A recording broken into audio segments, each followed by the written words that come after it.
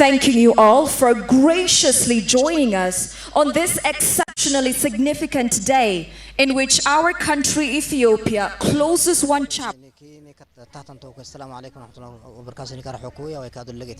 Say peace. A warm welcome to you all.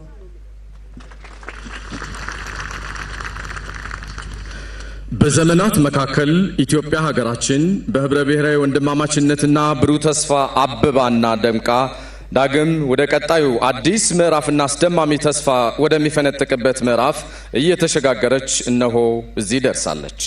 የትናንታችንን አዳዲስ የመደመርና የጋራ ወጥናችንን ልናጸና ያለፈውን የቁርሾና የጦርነት ምዕራፍ አስከፊ ገጽታ እስከ ወዲያኛው ላይመለስ ዘግተን በአዲሱ የለውጥ ሀዲድ ላይ በጋራ ልንሻገር ፈጣሪ ይህችን ቀን ፈቅዷልና እንኳን ደስ ያለን፣ እንኳን ደስ ያላችሁ።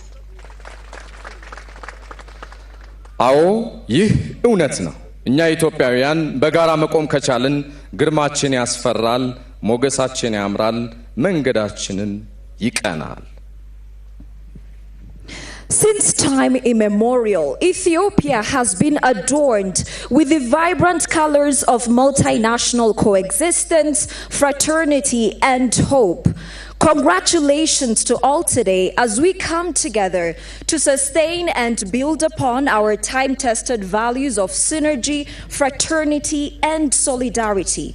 We gather here this afternoon to close the bitter chapter of conflict that has gripped us in the recent past. United, our prospects are ever bright.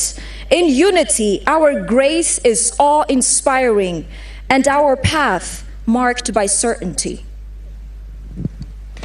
ውድ አፍሪካዊ መሪዎችና ለዚህ የሰላም ሽግግር ሂደት አስደናቂ ጀብዱን ከፕሪቶሪያ እስከ ናይሮቢ ከዚህ ከአዲስ አበባ እስከ መቀሌ የፈጸማችሁ የቁርጥ ቀን ወንድሞቻችንና እህቶቻችን እነሆ ዳርቻ የማይገኝለት ታታሪነታችሁ ኢትዮጵያንና ኢትዮጵያዊነትን አጽንቷልና የኢትዮጵያ መንግስትና ሕዝብ ዛሬም ነገም በታሪክም ሲያመሰግናችሁ ይኖራልና ለዚህ ምግባራችሁ እናመሰግናችኋለን።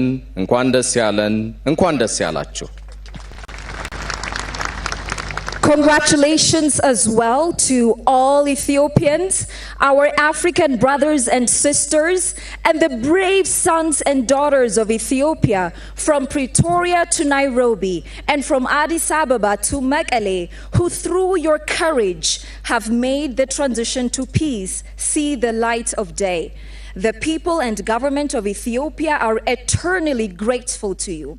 Your courageous deeds shall always live on the pages of history.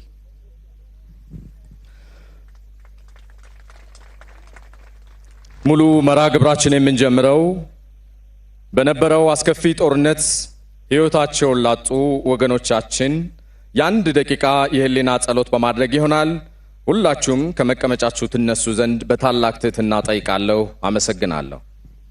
As we begin today's program, let us first stand up from our seats to observe a minute of silence to remember and to honor the lives of the dear sons and daughters of Ethiopia who lost their lives to the war. The minute begins now.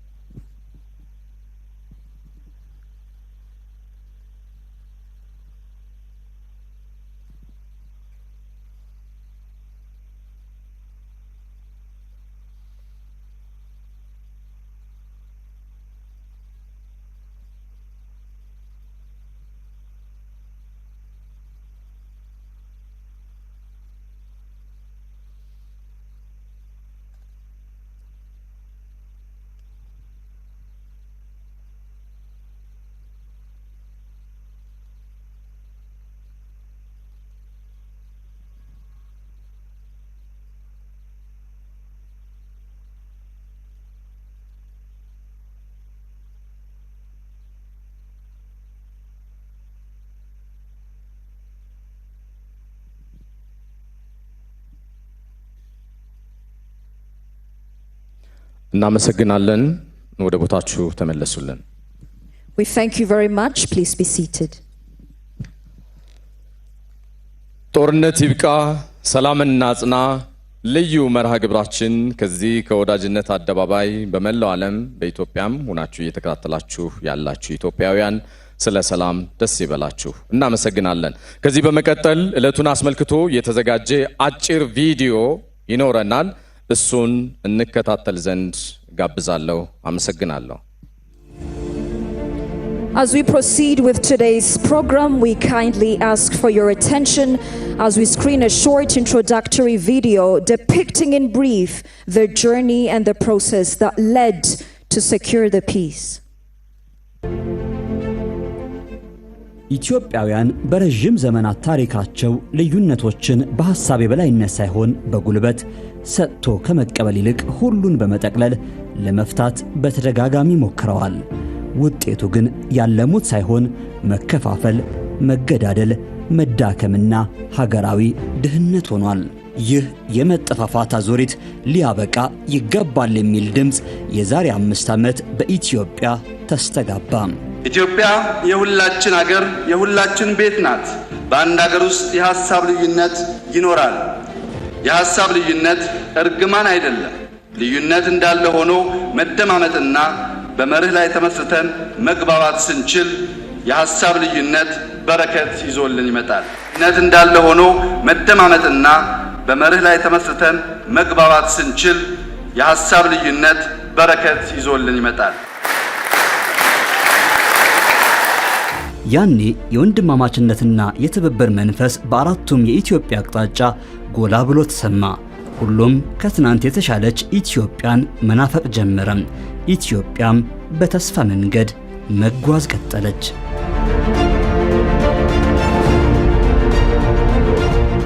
ይህ የተስፋ መንገድ አልጋ ባልጋ አልነበረም።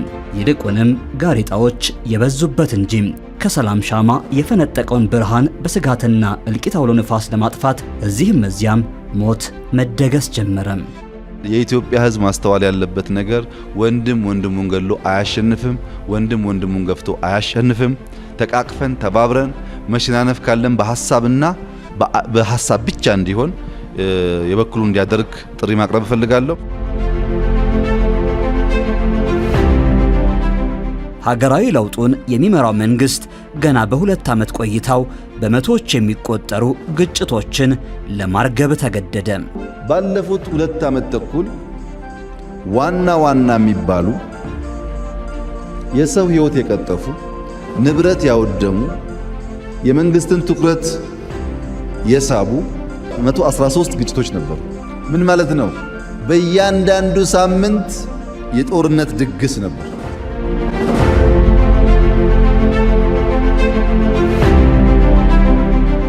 ነባራዊ የኢትዮጵያ ሁኔታን በቅጡ ያልተረዳ ምክንያታዊነት የራቀው በእውቀት ያልተገራና እኔ ብቻ የሰፈነበት ፖለቲካ በኢትዮጵያ ጊዜው እንዳለፈበት ያልተረዱ ሁሉ በሰው ሕይወት ላይ የመጫወቻ ካርዳቸውን እየቀያየሩ ሞከሩት።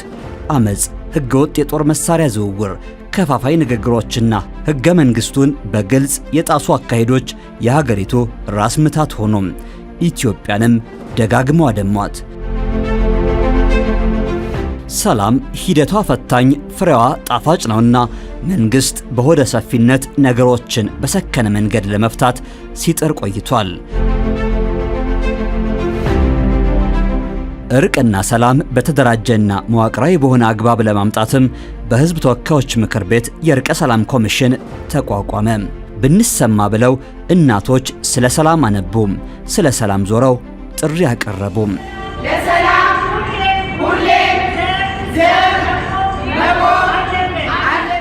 የሃይማኖት አባቶችና የሀገር ሽማግሌዎችም የሰላም መልእክት ይዘው የቻሉትን ሁሉ ጥረት አደረጉ። ለሰላምና ለብሔራዊ አንድነት ከምን ጊዜ የሚበልጥ ቆርጠው እንዲነሱ በትህትና እናሳስባለን። መንግስት በአንድ በኩል ህዝቡ የናፈቀውን ልማት ለማምጣት እየጣረ፣ በሌላ በኩል ደግሞ ሀገሪቱ ወደ ደም አፋሳሽ ጦርነት እንዳትገባ በሆደ ሰፊነት ችግሮቹን ለመፍታት መጣሩን ቀጠለ። ጦርነት አይጠቅምም፣ አሸናፊ አያደርግም። አሸናፊ ወደሚያደርግ መንገድ እንሂድ፣ ወጣቱን አናስጨርስ።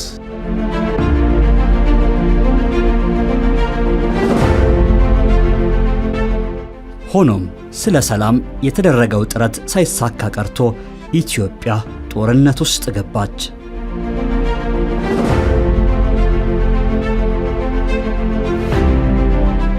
በጦርነቱ ሚሊዮኖች እርዳታ ጠባቂ ሆኑ። በርካቶች ሕይወታቸውን አጡ። ታዳጊዎች በመማሪያ ዕድሜያቸው ተገደው ተዋጊ ሆኑ። ውጊያው በቃ ኃይለኛ ነው። በቃ በስንት እየተረፍን ነው የወጣ ነው። ለጀመከታይ ለዚህ ቆጠበኩ። ሰላምን አብዝቶ ለፈለጋት ሁሌም ትርፍ ስላላት ሰላም ቢመጣ በሚል መንግስት ያለ ቅድመ ሁኔታ በጦርነት ውስጥ ሆኖም ችግሩን በሰላማዊ መልኩ ለመፍታት ዝግጁ መሆኑን ደጋግሞ አስታወቀ። ሂደቱን ቢያግዝ ብሎም የተቻለውን ሁሉ አደረገ። የተናጠል የተኩስ አቁም ከማድረግ ሻገር ብሎም ከጦርነቱ መቀስቀስ ጋር ተያይዞ የታሰሩ እስረኞችን ለቀቀ። እኛ ባለን አቋም ኢትዮጵያ ላይ ግልጽ አደጋ በቅርብ የሚታይ አደጋ እስካልመጣ ድረስ ከማንም ኃይል ጋር ውጊያ፣ ግጭት አንፈልግም። ይህ በቃል ብቻ አልነበረም። በመንግስት በኩል የሰላም አማራጭ አብይ ኮሚቴ ተዋቅሮ ጦርነቱን በሰላማዊ መንገድ ለመግታት ወደ ሥራ ገባ። ሰላም በኢትዮጵያ እንዲሆን በርካቶች ጥረት አድርገዋል። በአፍሪካ ህብረት የአፍሪካ ቀንድ ልዩ ልዑክ ኦሉሴጉን ኦባሳንጆ አንዱ ናቸው። ኦባሳንጆ ስለ ሰላም በአዲስ አበባም በመቀሌም ደጋግመው ውይይት አድርገዋል። በኢትዮጵያ መስክና ጋራው በአበባ ፈክቶና ተውቦ የመጻው መዓዛን በሚያውደው የጥቅምት ወር መጨረሻ ከፕሪቶሪያ ሰማይ ስር የሰላም ነጋሪት ተጎሰመ። ለአፍሪካዊ ችግሮች አፍሪካዊ መፍትሄ በሚል እሳቤ የተዘረጉ እጆች ስለ ሰላም ተጨባበጡ። ጥቅምት 23 2015 ዓ.ም ብዙ ያልተገባ መቆሳሰል፣ ያልተገባ መደማማት፣ ያልተገባ ጉዳት በእያንዳንዳችን ደርሷል። ከሁሉ በላይ በኢትዮጵያ ደርሷል። ከፕሪቶሪያ ያስተጋባው ይህ የሰላም ድምፅ የኢትዮጵያውያንን ልብ በሐሴት ሞላ። ብዙዎችም ሰላሙ እውን ሆኖ ለማየት በጉጉት ሂደቱን ይጠብቁ ጀመር። የሰላም ስምምነቱ ሁላችንም ኢትዮጵያን ሙሉ ማለት እንደ ኢትዮጵያዊ በጣም የሚያስደስት እና በዚህ ባጭር ጊዜም ደግሞ ቶሎ ተቋጭቶ ወደ ምንፈልገው ሰላም መግባታችን ካስደሰታችሁ ኢትዮጵያዊ አንዱ ነኝ። ሰላምና እንደለህና ተጋሩ እኛ ሰላም ነው የምንፈልገው። ሁሉ ጊዜ ለሰላም ቅድሚያ እንሰጣለን። አሁን የነበረው የሰላም መድረክ ደስ በሚል ሁኔታ ነው ያከበርነው። ከዚህ በኋላ ያለው ደግሞ የበለጠ ሰላም እንደሚሆን ተስፋ እናደርጋለን። ናይ ሰላም ከምዝኸውን ተስፋ ይገብር። በሰላም ስምምነቱ በተቀመጠው አግባብ መሰረት ሂደቱን ለማጽናት የኢትዮጵያ መንግስትና የህወሓት ወታደራዊ አዛዦች በሰላም ሂደቱ አተገባበር ላይ በኬንያ ናይሮቢ ከአንዴም ሁለት ጊዜ ተገናኝተው መከሩ።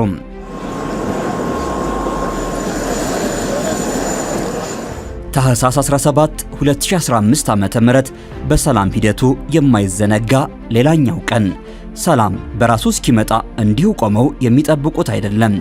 አብልጠው የሚናፍቁት አብዝተው የሚጠጉት ነውና በዚህ ዕለት በህዝብ ተወካዮች ምክር ቤት አፈ ጉባኤ የተመራ ከፍተኛ የመንግስት የልዑካን ቡድን ወደ መቀሌ ያቀና።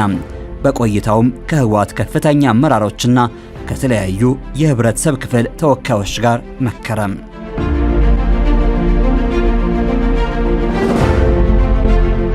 ለህብረተሰቡ ጥያቄ መልስ መሰረቱ ሰላም ነበርና መንግስት ሳይውል ሳያድር ተራ በተራ የህብረተሰቡን ችግሮች መፍታት ጀመረ። አስቀድሞም የኢትዮጵያ አየር መንገድ ወደ መቀሌ በረራውን ጀመረ።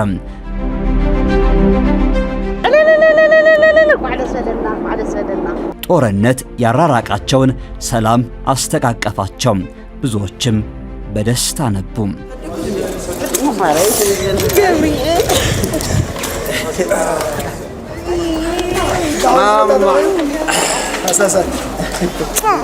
ይሄን ልጄ ራሱ አንድ አመት ተኩል ነው የተወኩት። አሁን ግን ያው 3 አመት ከምናምን ሆኖታል ማለት ነው እና በጣም ነው ደስ ያለኝ። ሕክምና፣ ቴሌኮም፣ መብራት፣ ባንክና ሌሎች መሰረታዊ አገልግሎቶችም ተከታትለው ወደ ህብረተሰቡ ደረሱ። የገበታ ለሀገሩ ሐላላ ኬላ በሰላም ሂደቱ ሌላው የማይረሳ ስፍራ። ጠቅላይ ሚኒስትር አብይ አህመድ ከፌዴራል መንግስትና ከህወሓት የሰላም ስምምነት ኮሚቴ አባላት ጋር በዚያ ለመጀመሪያ ጊዜ በአካል ተገናኝተው መክረዋል። ይህም ሂደቱን ይበልጥ ፍሬያማ አድርጎታል። የህዝብ ተወካዮች ምክር ቤትም ህወሓትን ከአሸባሪነት ዝርዝር ስሙ እንዲፋቅ አድርጓል። ህወሓትን ከአሸባሪነት ስያሜ ለማንሳት የቀረበው የውሳኔ ሐሳብ በአብላጫ ድምፅ ጸድቋል። መንግስት አሁን በጦርነቱ የወደሙ አካባቢዎችን መልሶ ለመገንባት በራሱ አቅምና ከዓለም አቀፉ ማህበረሰብ ጋር ተባብሮ እየሰራ ነው። ተጠያቂነት፣ እርቅና ፍትህን ለማስፈንም ብሔራዊ የሽግግር ፍትህ ፖሊሲ ወደ ሥራ ለማስገባት ከሚመለከታቸው አካላት ጋር እየመከረ ነው። ሰላም በብዙ ብትፈተንም በሁሉም አቅጣጫ ብትዋከብም የጸናች ነች። ሰላምን ያዘም ከውስጥም ከውጭም ቢገፋ ሁሌም አሸናፊ ነው። ባለፉት ዓመታት መንግስት ይህንን በተግባር አሳይቷል። በሰላም ውስጥ ሁሌም ተስፋ አለና ትናንት በጦርነት ውስጥ የቆዩ ሁሉ ዛሬ በእፎይታ ውስጥ ሆነው የተሻለ ነገን እየናፈቁ ናቸው። ትናንት በጦርነት የነበሩ አካባቢዎችም አሁን ወደ ልማት እየገቡ ናቸው። አንድም ሰው ጦርነት ገብቶ ጊዜው እንዲሰዋ ህይወቱ እንዲሰዋ የሚፈልግበት ምክንያት የለም። ሰላም ማለት ለኔ ላንተ ለምጫል ለምድሪቷ ራሷ ተፈጥሮ ራሱ ሰላም ይፈልጋል። አሁን በኢትዮጵያ ጦርነት የለም። ጦርነት አብቅቶ ሰላም እንዲመጣ ያበረከቱትን ሁሉም ሀገር ታመሰግናለች። ይህ ሰላም በምንም እንዳይናወጥ ኢትዮጵያ ለሁሉም አንድ መልእክት አላት። ጦርነት ይብቃ፣ ሰላምን እናጽና።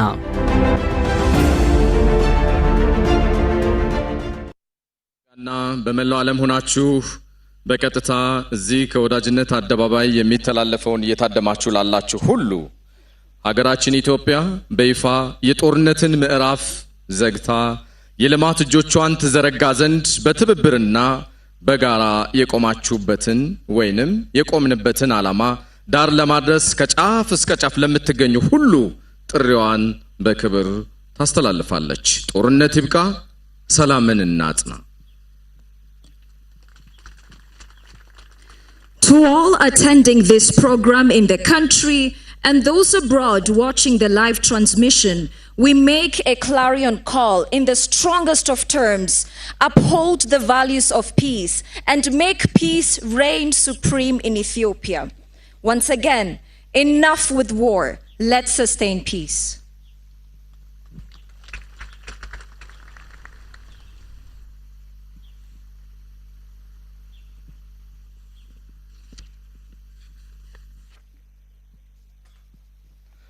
እናመሰግናለን።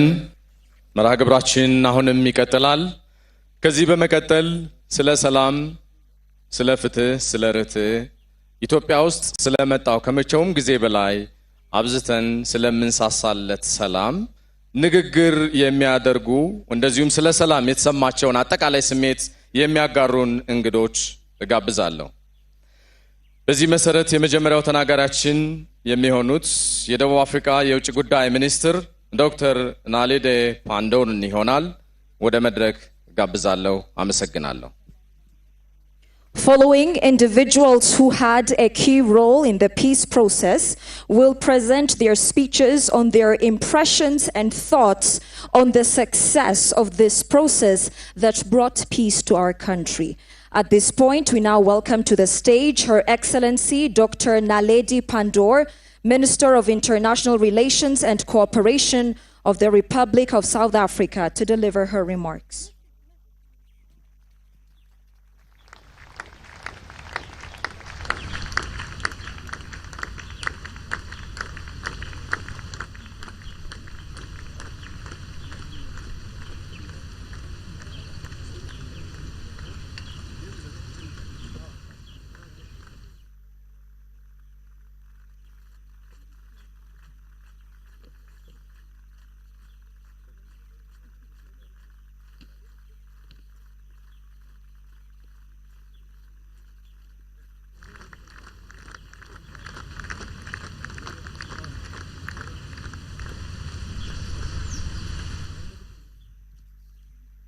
Thank you very much to the program directors I don't know idea it was to place the podium here.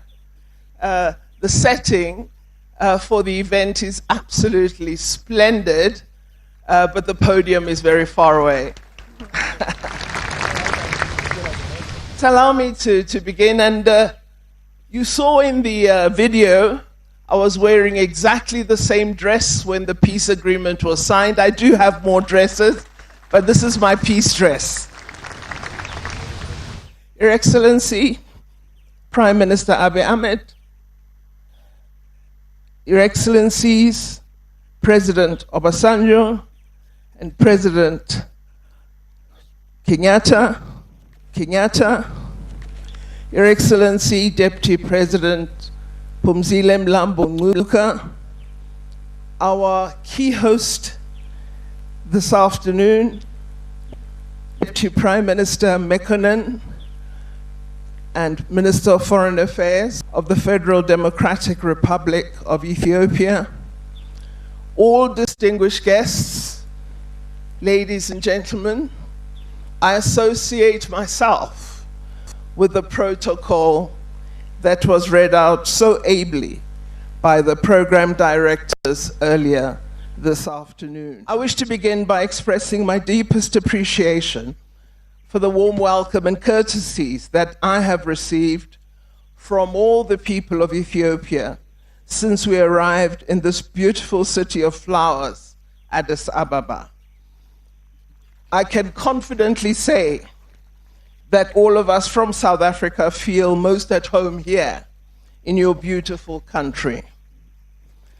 I wish to again express our sincere gratitude to you, my dear brother, Minister Mekonnen, as well as the government of Ethiopia, for inviting South Africa to be part of this august occasion. And I bring warm greetings from His Excellency President Cyril Ramaphosa and his government, as well as the people of South Africa on this day. Deputy Prime Minister, and Excellencies, given our experience of oppression and then freedom, as South Africa, we boldly shaped a foreign policy which we anchored firmly in the pursuit for peace, stability, and shared prosperity, not just in South Africa, but on the African continent.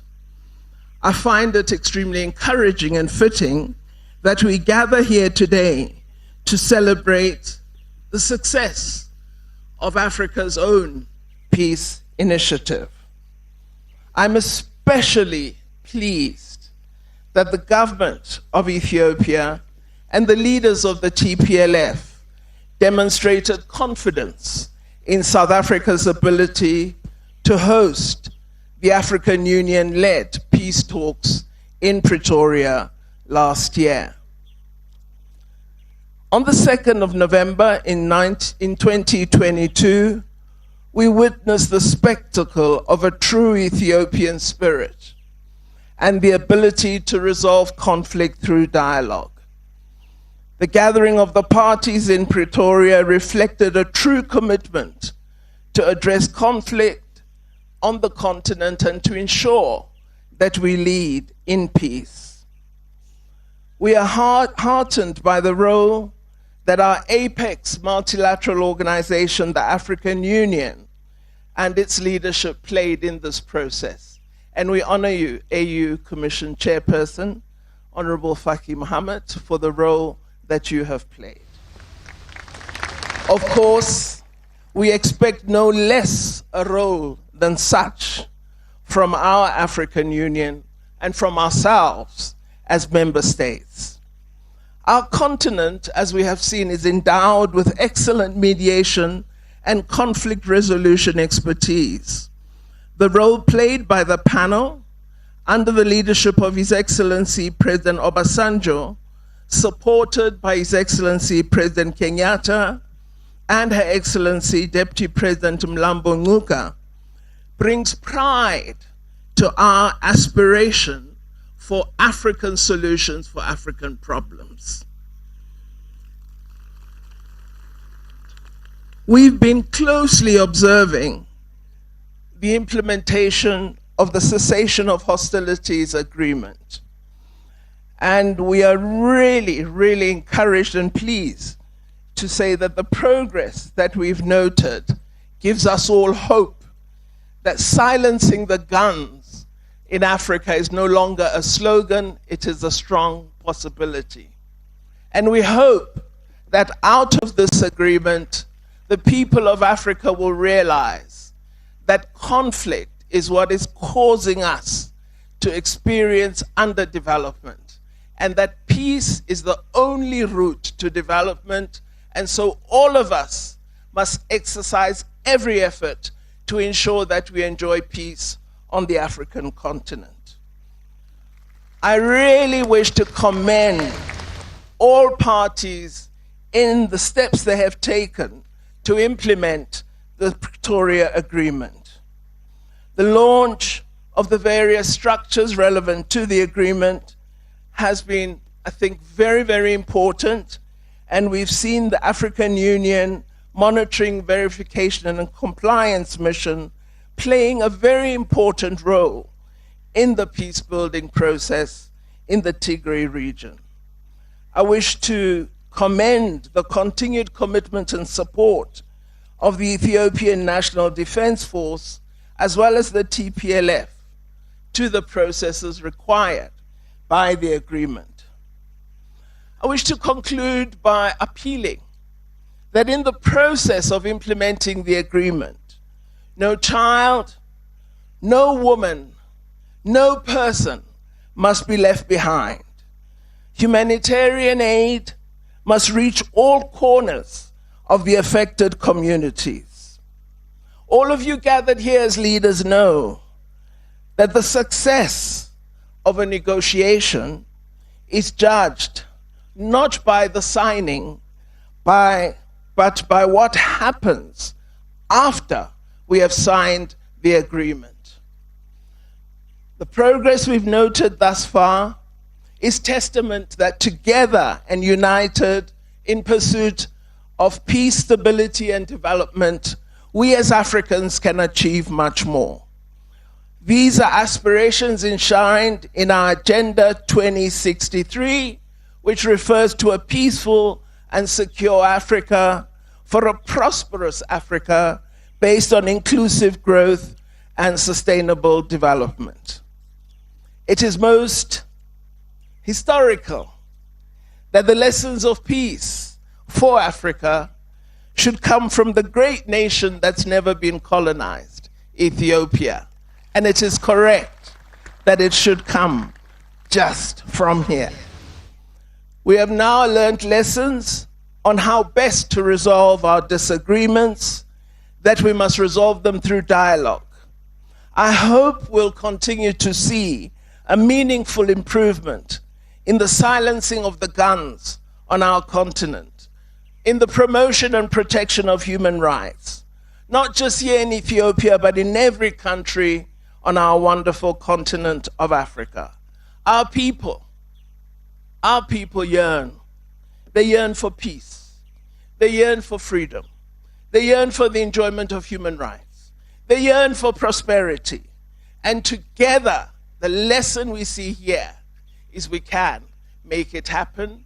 And I wish all success in this process. I thank you.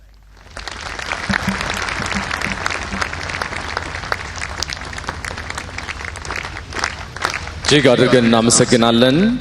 የደቡብ አፍሪካ የውጭ ጉዳይ ሚኒስትር ዶክተር ናሌዲ ፓንዶርን።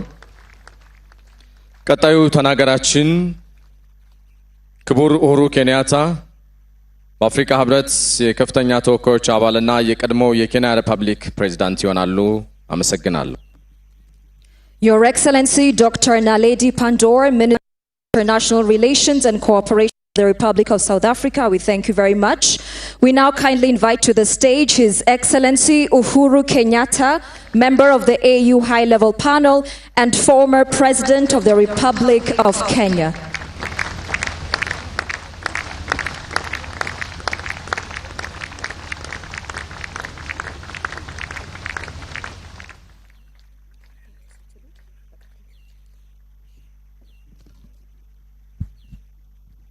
Your Excellency, Prime Minister Abiy Ahmed, Prime Minister of the Federal Republic of Ethiopia, and a dear brother, Your Excellency the First Lady, Your Excellency Musa Faki Mohammed, Chairperson of the African Union,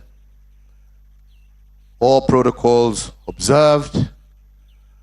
Let me agree with Minister Pando. This is a long walk from where we were sitting. We should have been closer. But I can promise you it's a far shorter walk than what Prime Minister Abiy makes us do when he's taking us around the projects around the country. So thank God that it's here.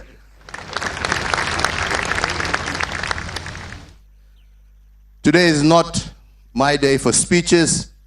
Today is the day for the people of Ethiopia. But I must say how proud I am, happy I am to be part of this process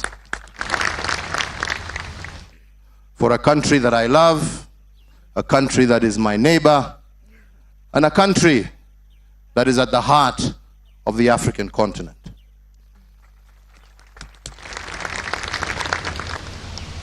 It has been a long journey, and mine today is to take this opportunity to congratulate you, Mr. Prime Minister, to congratulate the different teams that you led, to congratulate the people of Tigray and the people who joined together with us, to congratulate IGAD, to congratulate all partners who have been part of this journey that has seen this day become a reality where war has now turned to peace.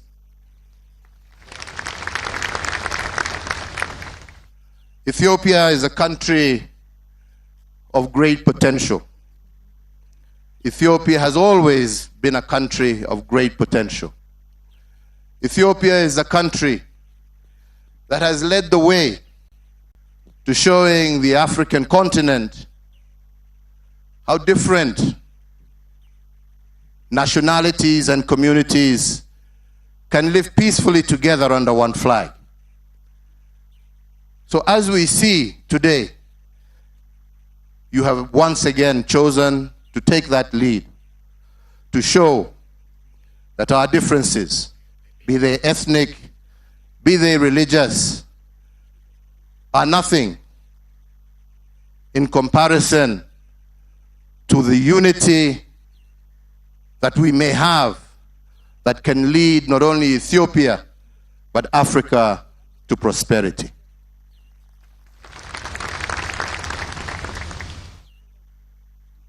The commitment shown, the leadership of the African Union, has indeed proved, as Minister Phumzile has said, that Africa can resolve her problems if left alone to do so. That Africa has the capacity to work out her problems.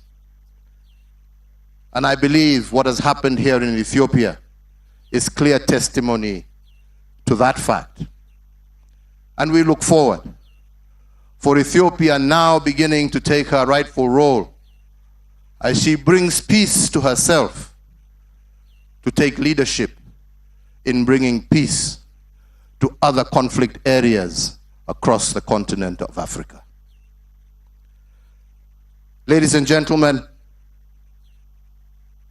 I once again say today is not my day for speeches, but a day in which not only Ethiopia but the people of Africa can hold their heads up in pride. A day when all other parts of Africa that are in conflict can look to the Ethiopian example as a way of peace. A way of peace so that our people can progress, our people can have prosperity, our people can have freedoms that they cherish, our people can have countries where they are proud to live in as opposed to being refugees.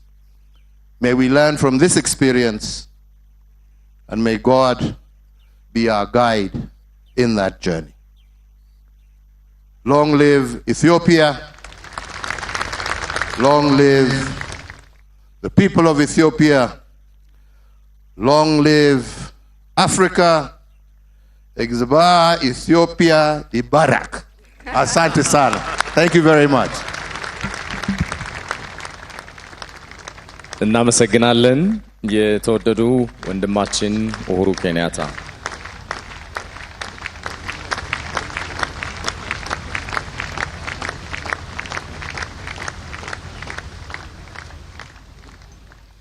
ቀጣዩ ተናገራችን ክቡር ኦሉሴጉን ኦባሳንጆ በአፍሪካ ህብረት የአፍሪካ ቀንድ ከፍተኛ ተወካይና የቀድሞው የናይጄሪያ ፕሬዝዳንት ይሆናሉ።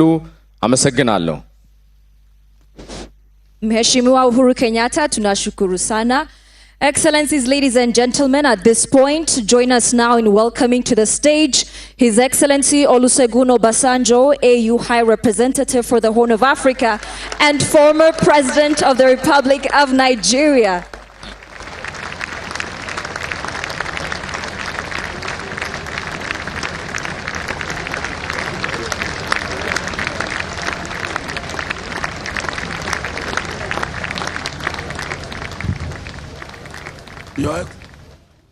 Your Excellencies, it's long. We can cut it short by running.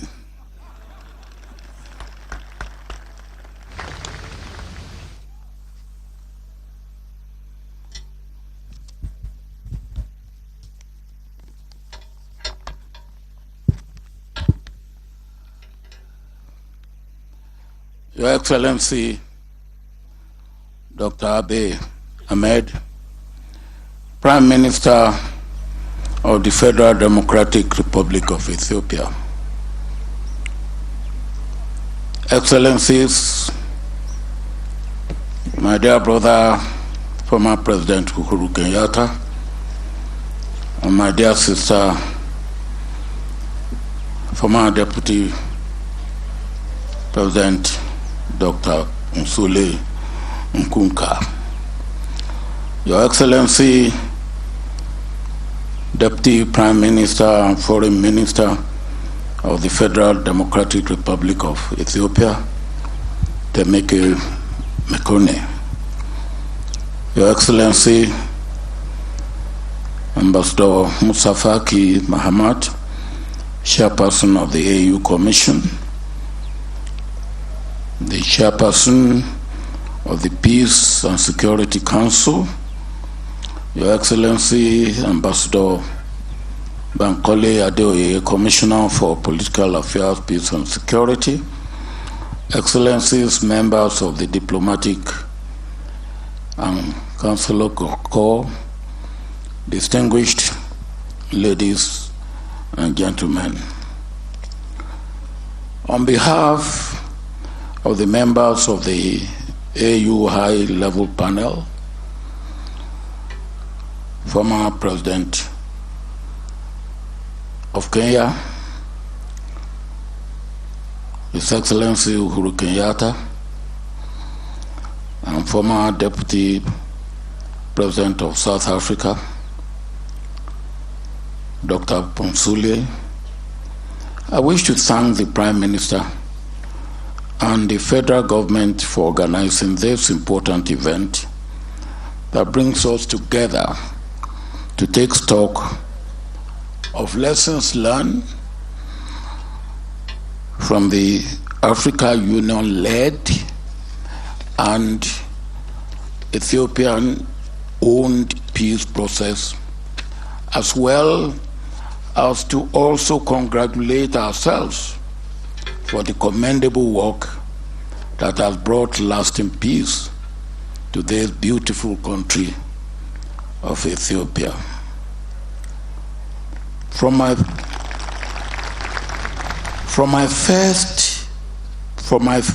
very first engagement on this task in 2021, and even in the darkest moments, I remain hopeful that together we will reach the day when the guns will be silenced and peace will return.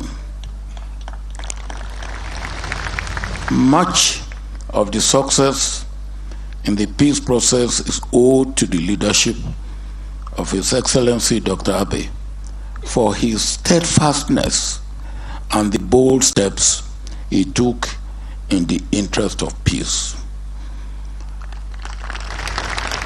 We really commend your effort, Mr. Prime Minister. Of course, we cannot fail to mention the bravery too of the leadership of the TPLF. Peace is always a collaborative process to be achieved and to be sustained.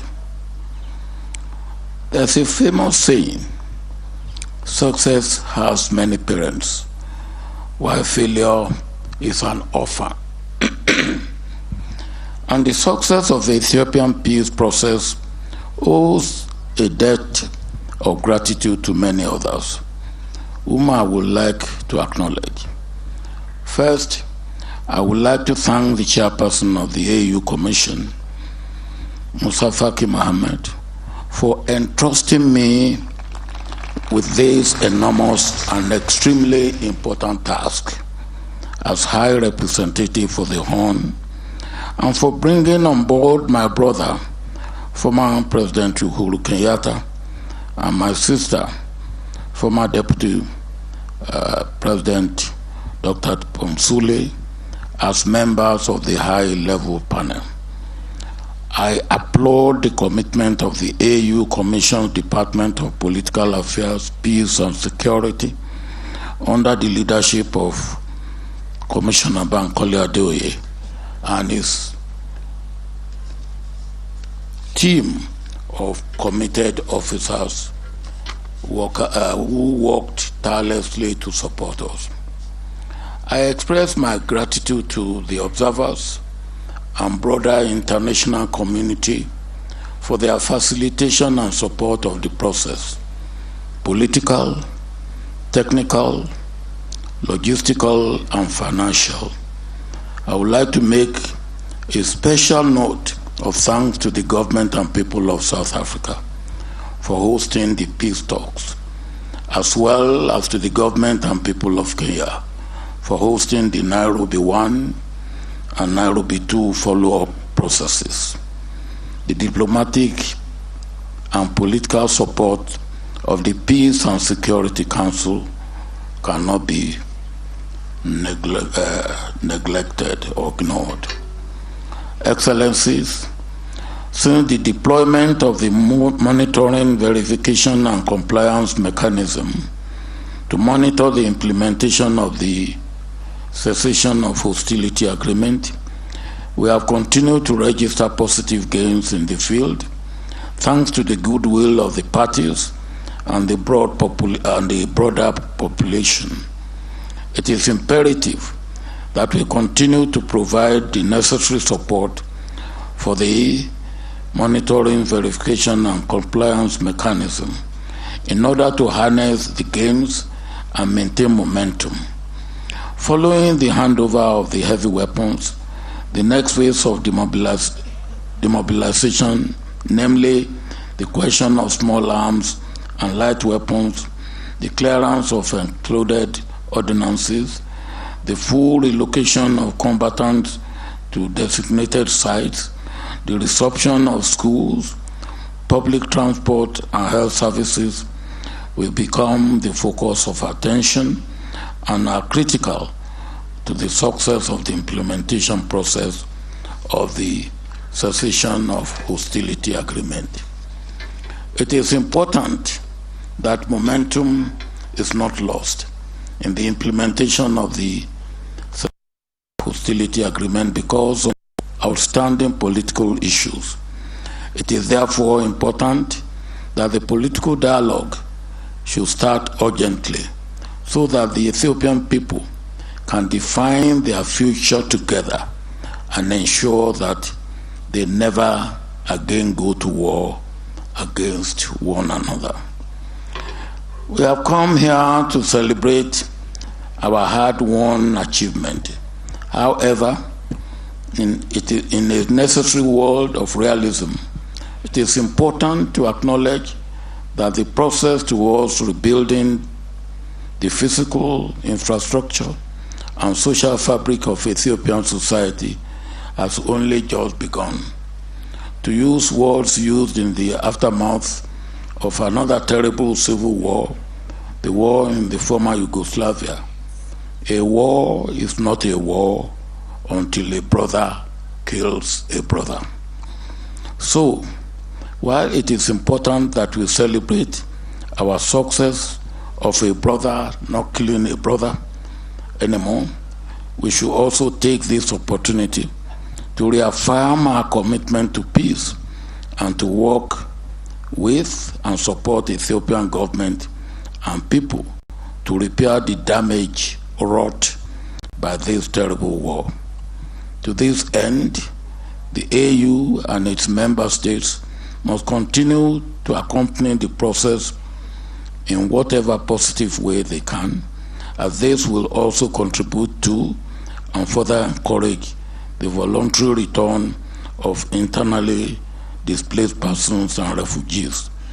Thus, it is important that as the population returns, the recently appointed interim regional administration and the federal government should put in place the requisite plans and support mechanism for the restoration and opening of schools and other essential facilities affected by the conflict.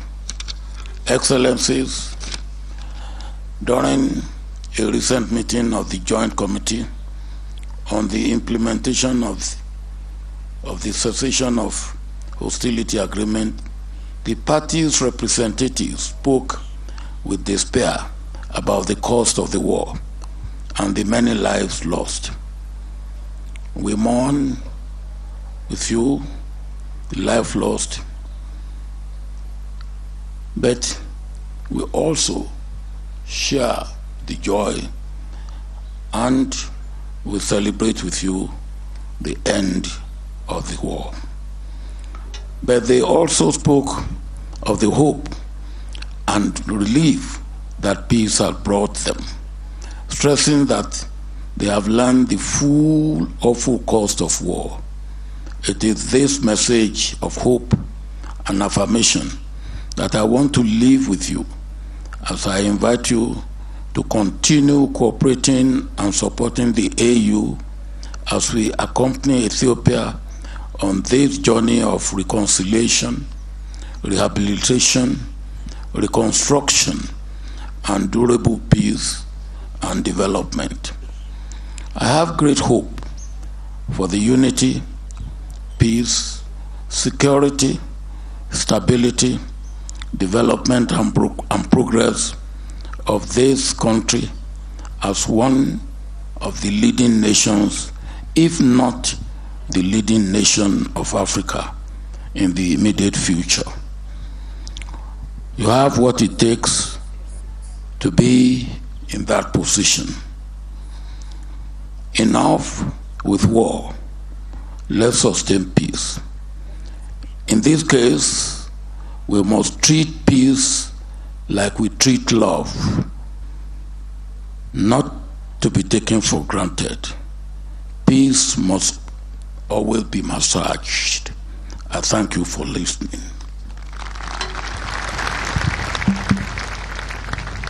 እጅግ አድርገን እናመሰግናለን። ክቡር ኦሉሴጉን ኦባሳንጆ በክብር ወደ መጡበት ሸኙልኝ። እናመሰግናለን። ቀጣዩ ተናጋሪያችን የሚሆኑት ክቡር ሙሳ ፋኪ መሐመድ የአፍሪካ ህብረት ኮሚሽን ሊቀመንበር ይሆናሉ። አመሰግናለሁ። Your Excellency Olusegun Obasanjo, we thank you very much. Excellencies, ladies and gentlemen, through its successful mediation, the African Union has again demonstrated its potency of championing peace on the continent and bringing about African solutions to African problems. On that note, I now kindly invite to the stage His Excellency Musa Faki Mohammed, Chair of the African Union Commission, to deliver his remarks.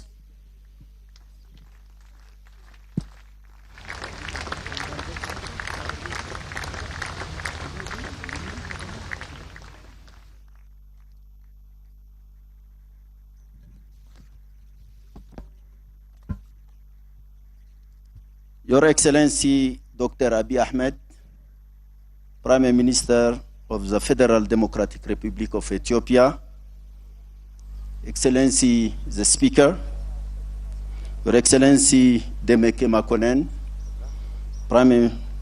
Deputy Prime Minister and Minister of Foreign Affairs, Your Excellency Olusegun Obasanjo, AU High Representative for the Horn of Africa, Your Excellency Uhuru Kenyatta, former President of the Republic of Kenya and member of the AU panel, Excellency Dr. Phumzile Mlambo Nguka, former Deputy President of the Republic of South Africa and member of the AU panel, Your Excellency Workne Gebe, Executive Secretary of IGAD, Excellency Dr. Naledi Pandor, Minister of External Relations of the Republic of South Africa, Your Excellencies, Member of the Government and Parliament of the Federal Democratic Republic of Ethiopia, distinguished members of the Diplomatic Corps, ladies and gentlemen. The moment is very auspicious to speak about peace in this great country, 2 days after Eid al-Fitr, and a week after Orthodox Easter, both key moments to reflect on the power of forgiveness, the power of peace, and the importance of the renewal of faith. So allow me at the outset to thank you for organizing this important event and for inviting the African Union to participate. It's a real honor to be among you today.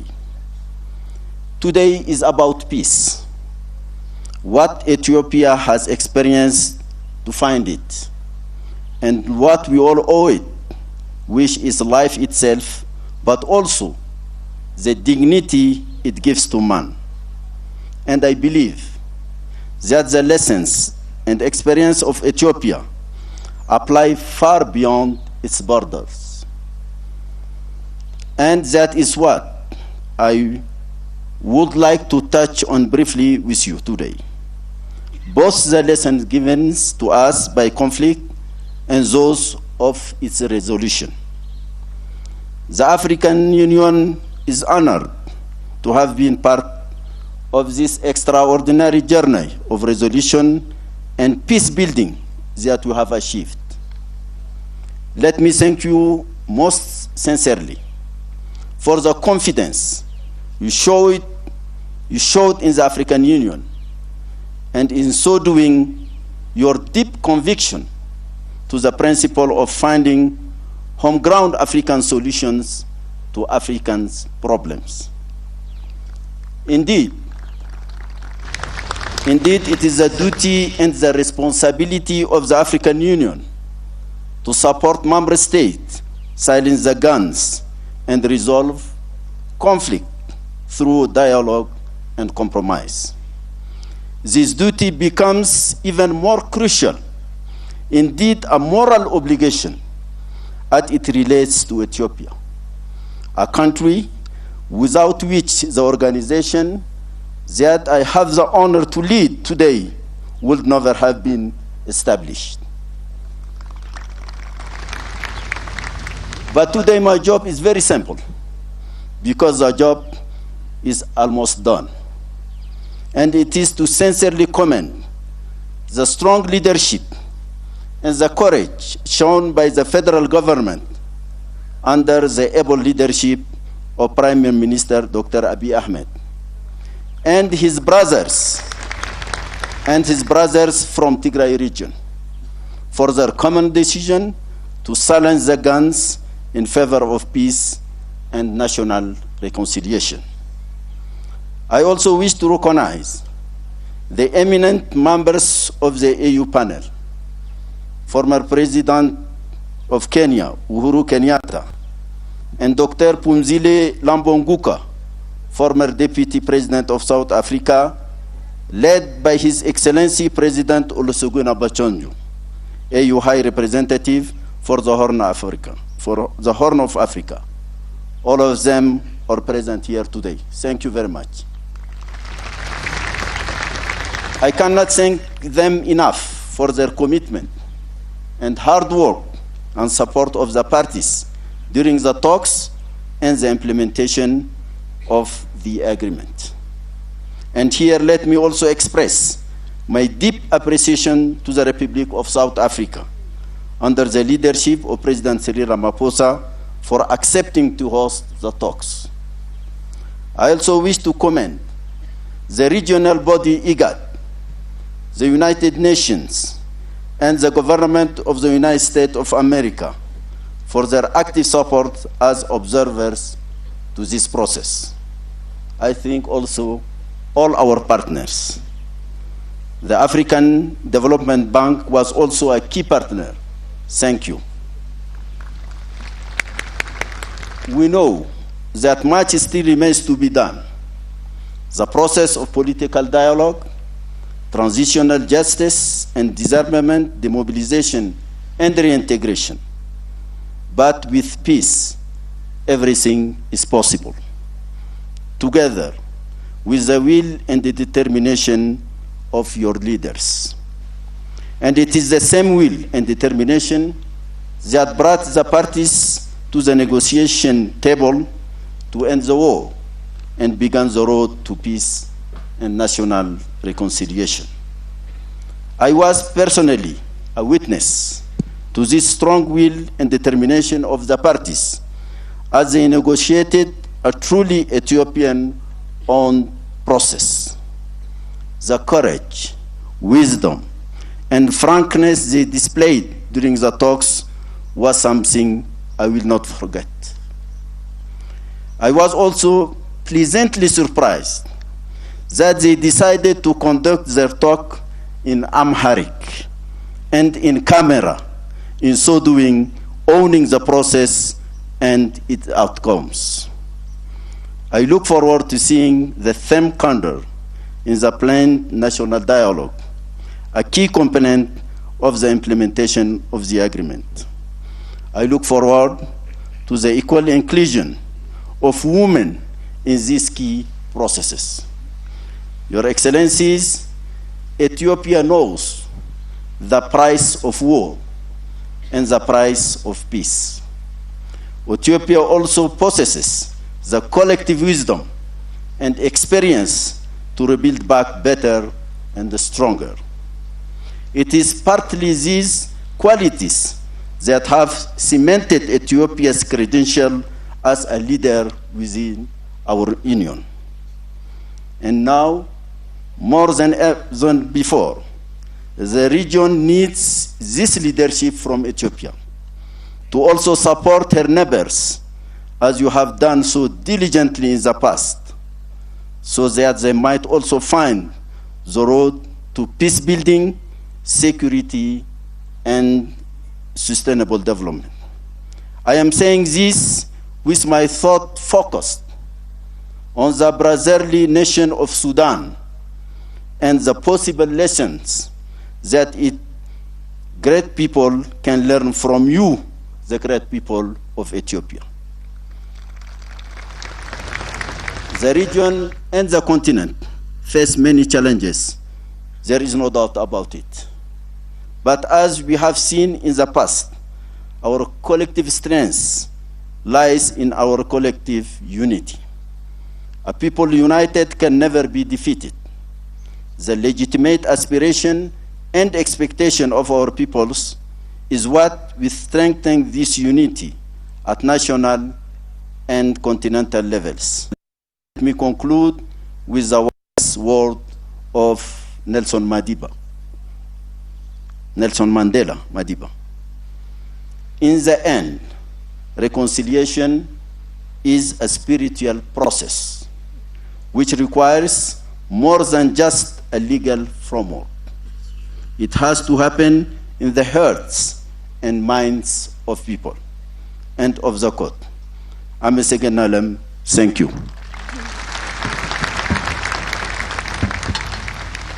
እጅግ አድርገን እናመሰግናለን። የተከበሩ ሙስጠፋ መሐመድ የአፍሪካ ህብረት ኮሚሽን ሊቀመንበር በክብር ወደ መጡበት ሸኙልን። አፍሪካዊ ችግሮችን በአፍሪካዊ መሪዎች እንዲፈቱ ወይ ደግሞ እልባት እንዲሰጣቸው በማሰብ ከኢትዮጵያ ሰላም ጋር አብራችሁ ቁማችሁ ድንቅ መልእክት ያጋራችሁን ዶክተር ናሊዴ ፓንዶርን፣ ኡሁሩ ኬንያታ፣ ኦሊሴጎን ኦባሳንጆ እንደዚህ ሙስጠፋ መሐመድ ለክብራችሁ እጅ ነስተናል። እናመሰግናለን። አክብሩልን።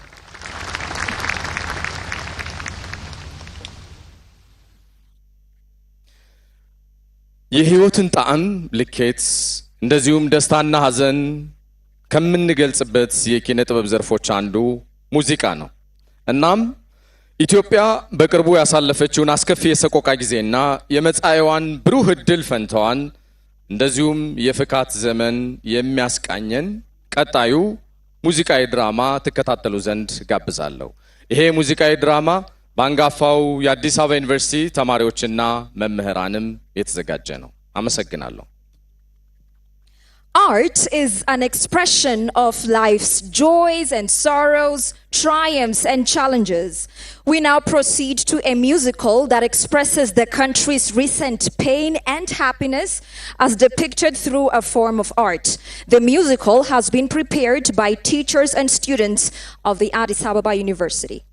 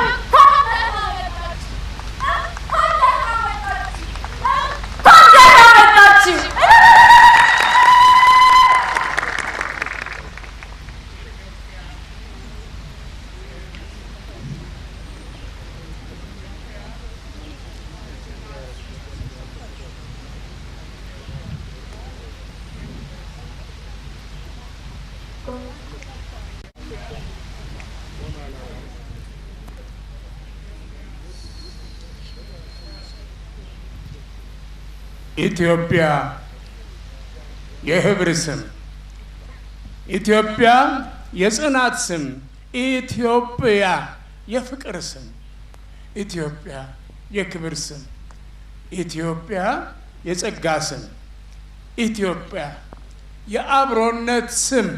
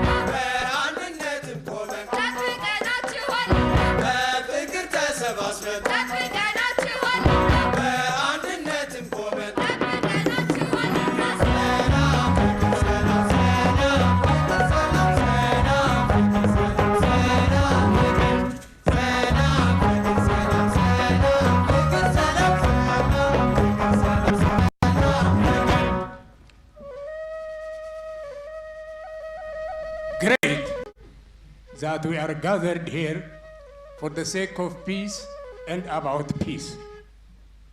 ላለፉት በርካታ ዓመታት ሰላም አጥተናል፣ ፍቅር ነስቶናል፣ ልቦና ርቆናል፣ ቀልብ ተገፈናል፣ ትዕግስት አጥተናል።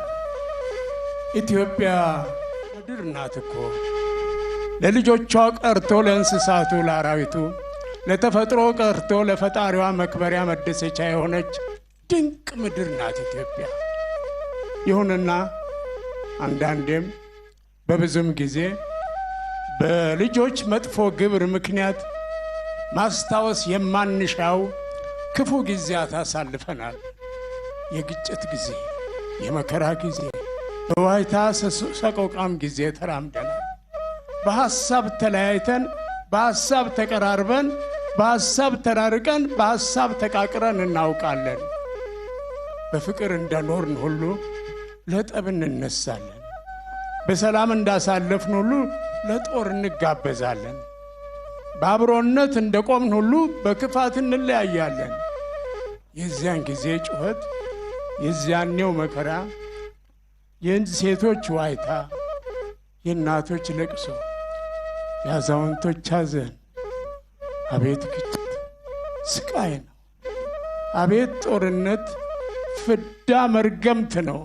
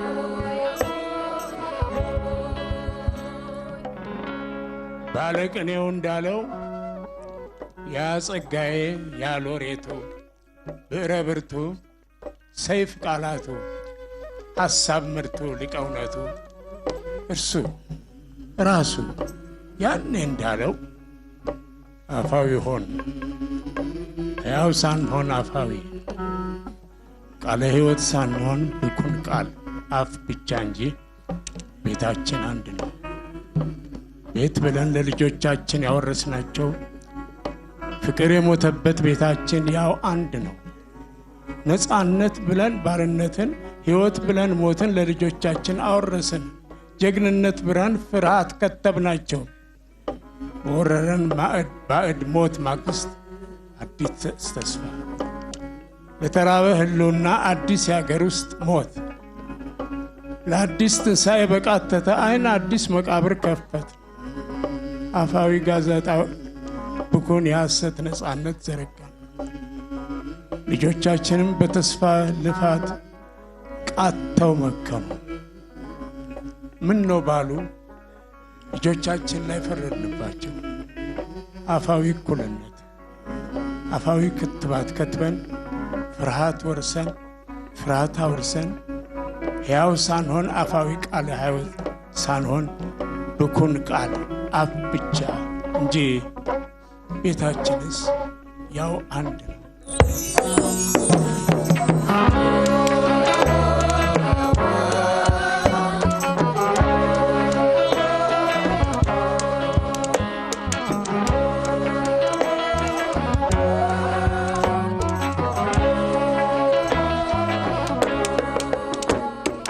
ስንቱን ነጠቀን ዋይ ዋይ ታያስደቀ ጥርስ ከንፈር በላች ፈገግታ ተነጥቃ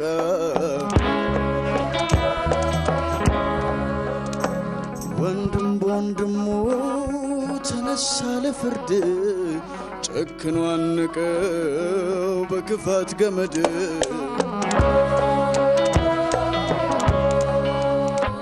ልጅ ከእናቱ ራቀ አልፎ ተሰደደ ማጸኗን ገፋን እንዳልተወለደ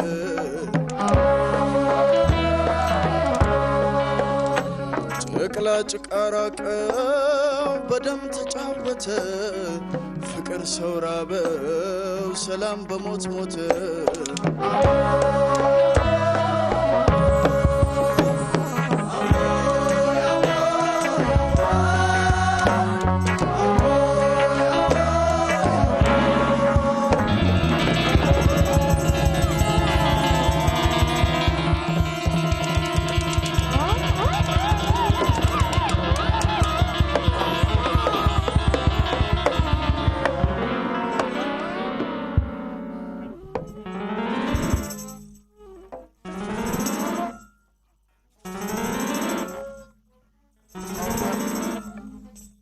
በጠንካራውና ትልቁ መርከባችን ላይ እናተኩር።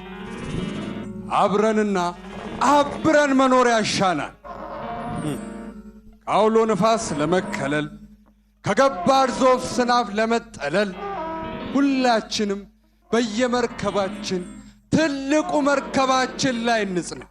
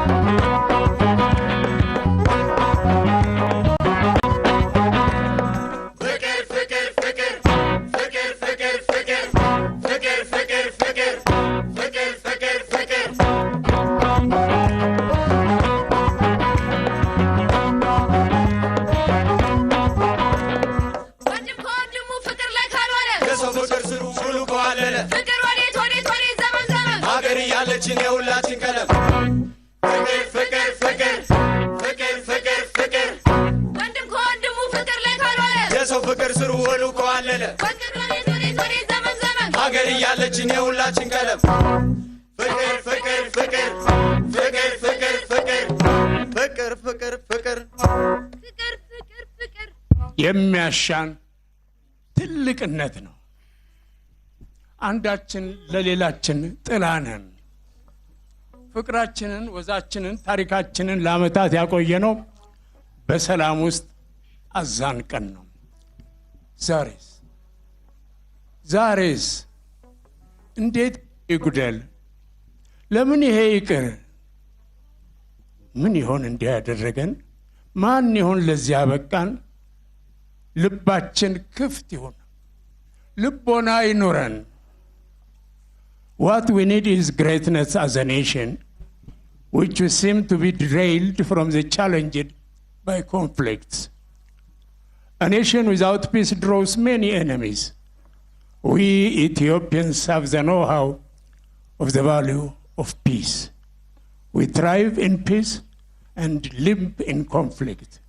We have to dare to talk about our differences, as we have done very recently. We have now become hopes for our citizens and examples for our neighbors. እንደ ሀገር ነባር ከፍታችንን ከለቀቅን ቆይተናል። የሰላም ዋጋዋን መነጣጠቅ ከጀመርን ሰነበት። ሰላም የሌለው ሀገር ጠላቱ ብዙ ነው። በተለይም የሰላም ማጣት በጥቂት ድንኳኖች ውስጥ የሚገታ የጥቂቶች ድንገተኛ ሐዘን ወይም እድል ብቻ አይደለም። ከሌሎች ሀገራት በይበልጥ የሰላምን ጣዕም እኛ ኢትዮጵያውያን እናውቃለን። ከውስጥም ከውጭም በጦርነት የደቀቅን የአንድ ኢትዮጵያ ልጆች ነን። የማንመቻቸው ሀገራት በልዩነታችንና በስንፈኛችን ውስጥ በሚቀብሩት መርዝ ቀይዶ መያዝን የዘመናት ሁሉ ስራ ነው። ከውጭው ስንተርፍ ደግሞ ከውስጥ ጠባሳ ፍቆ የሚያገነግን ትውልድ መረን እየወጣ መረን እያጣ ነው። ከትራንት ዛሬን፣ ከዛሬ ነገ፣ ከነገም የወዲያኛውን ከማየት እንዴት እንናጠባለን? በተቀራረብን ቁጥር እንዴት እንጣጣለን? ሳንተዋወቅ እንዴት እንተናነቃለን? ከቅርቡ ግጭትስ መማር እንዴት ያቅተናል? አለቀለት የምንለው ሰላም በእጅጉ ያስፈልገናል።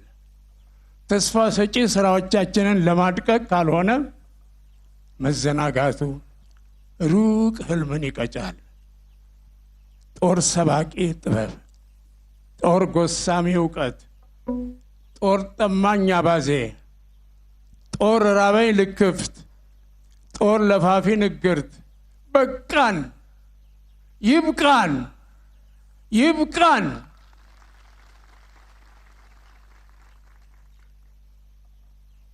ሰላም እኮ ልማት ነው። ሰላም እንዲሁ እድገት ነው። ሰላም አብሮነትና ህብረት ነው። ሰላም ወልዶ ለመሳም ዘርቶ ለመብላት ብቻ አይደለም። ሰላም ወጥቶ ለመግባት ህይወትን ለመለወጥ ብቻ አይደለም። ሰላም ነግዶ ለማስረፍ ሰምቶ ለማደግ ብቻ አይደለም። ሞቶም በወግ ለመቀበር ሰላም ይሁን አየሩ፣ ሰላም ይሁን መንደሩ። ወደ ሰብአዊነት የቀረበ ሰው ያስፈልገናል። ሰላም በባህሪው ብዙ ነገር ይጠይቃል።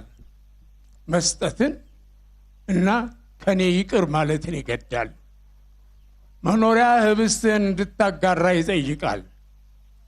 ትናንትን እንድናስታውስና ክፉም ሆነ ደግ ግብርን እንዳታጣጥም ያስገድዳል።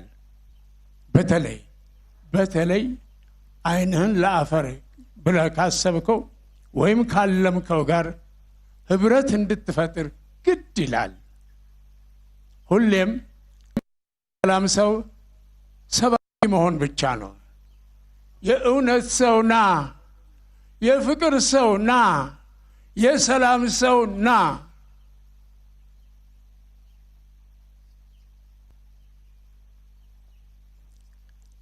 የሰላም አዲስ ተስፋ መዝሙር ይዘመር።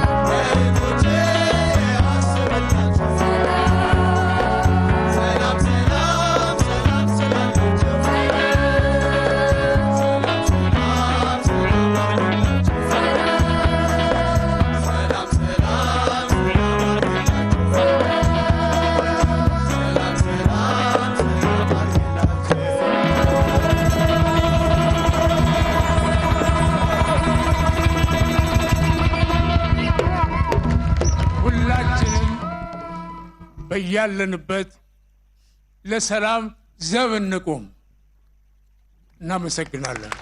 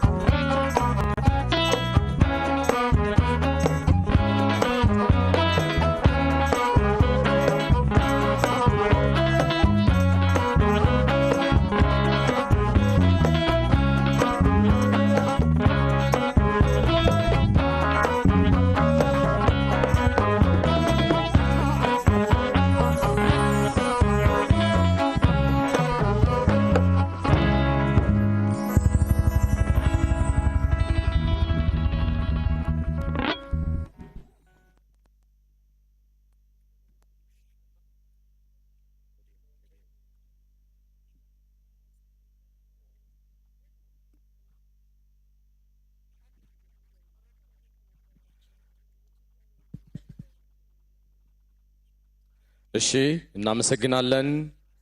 ጦርነት ይብቃ፣ ሰላምን እናጽና። እዚህ ከወዳጅነት አደባባይ በቀጥታ እየተላለፈ የሚገኘው ልዩ ዝግጅታችን አሁንም እንደቀጠለ ነው። ወደ ቀጣዩ ምዕራፍ ነው አሁን የምንሻገረው። ከዚህ በመቀጠል እንግዳ ንግግር እንዲያደርጉልን እጋብዛለሁ። ንግግር የሚያደርጉልን የትግራይ ብሔራዊ ክልላዊ መንግስት ጊዜያዊ አስተዳደር ርዕሰ መስተዳደር አቶ ጌታቸው ረዳ ይሆናሉ። አመሰግናለሁ። Thank you very much. Join us now in kindly inviting to the stage His Excellency Getachew Redda, Interim President of the Tigray Regional State Administration, to deliver his remarks.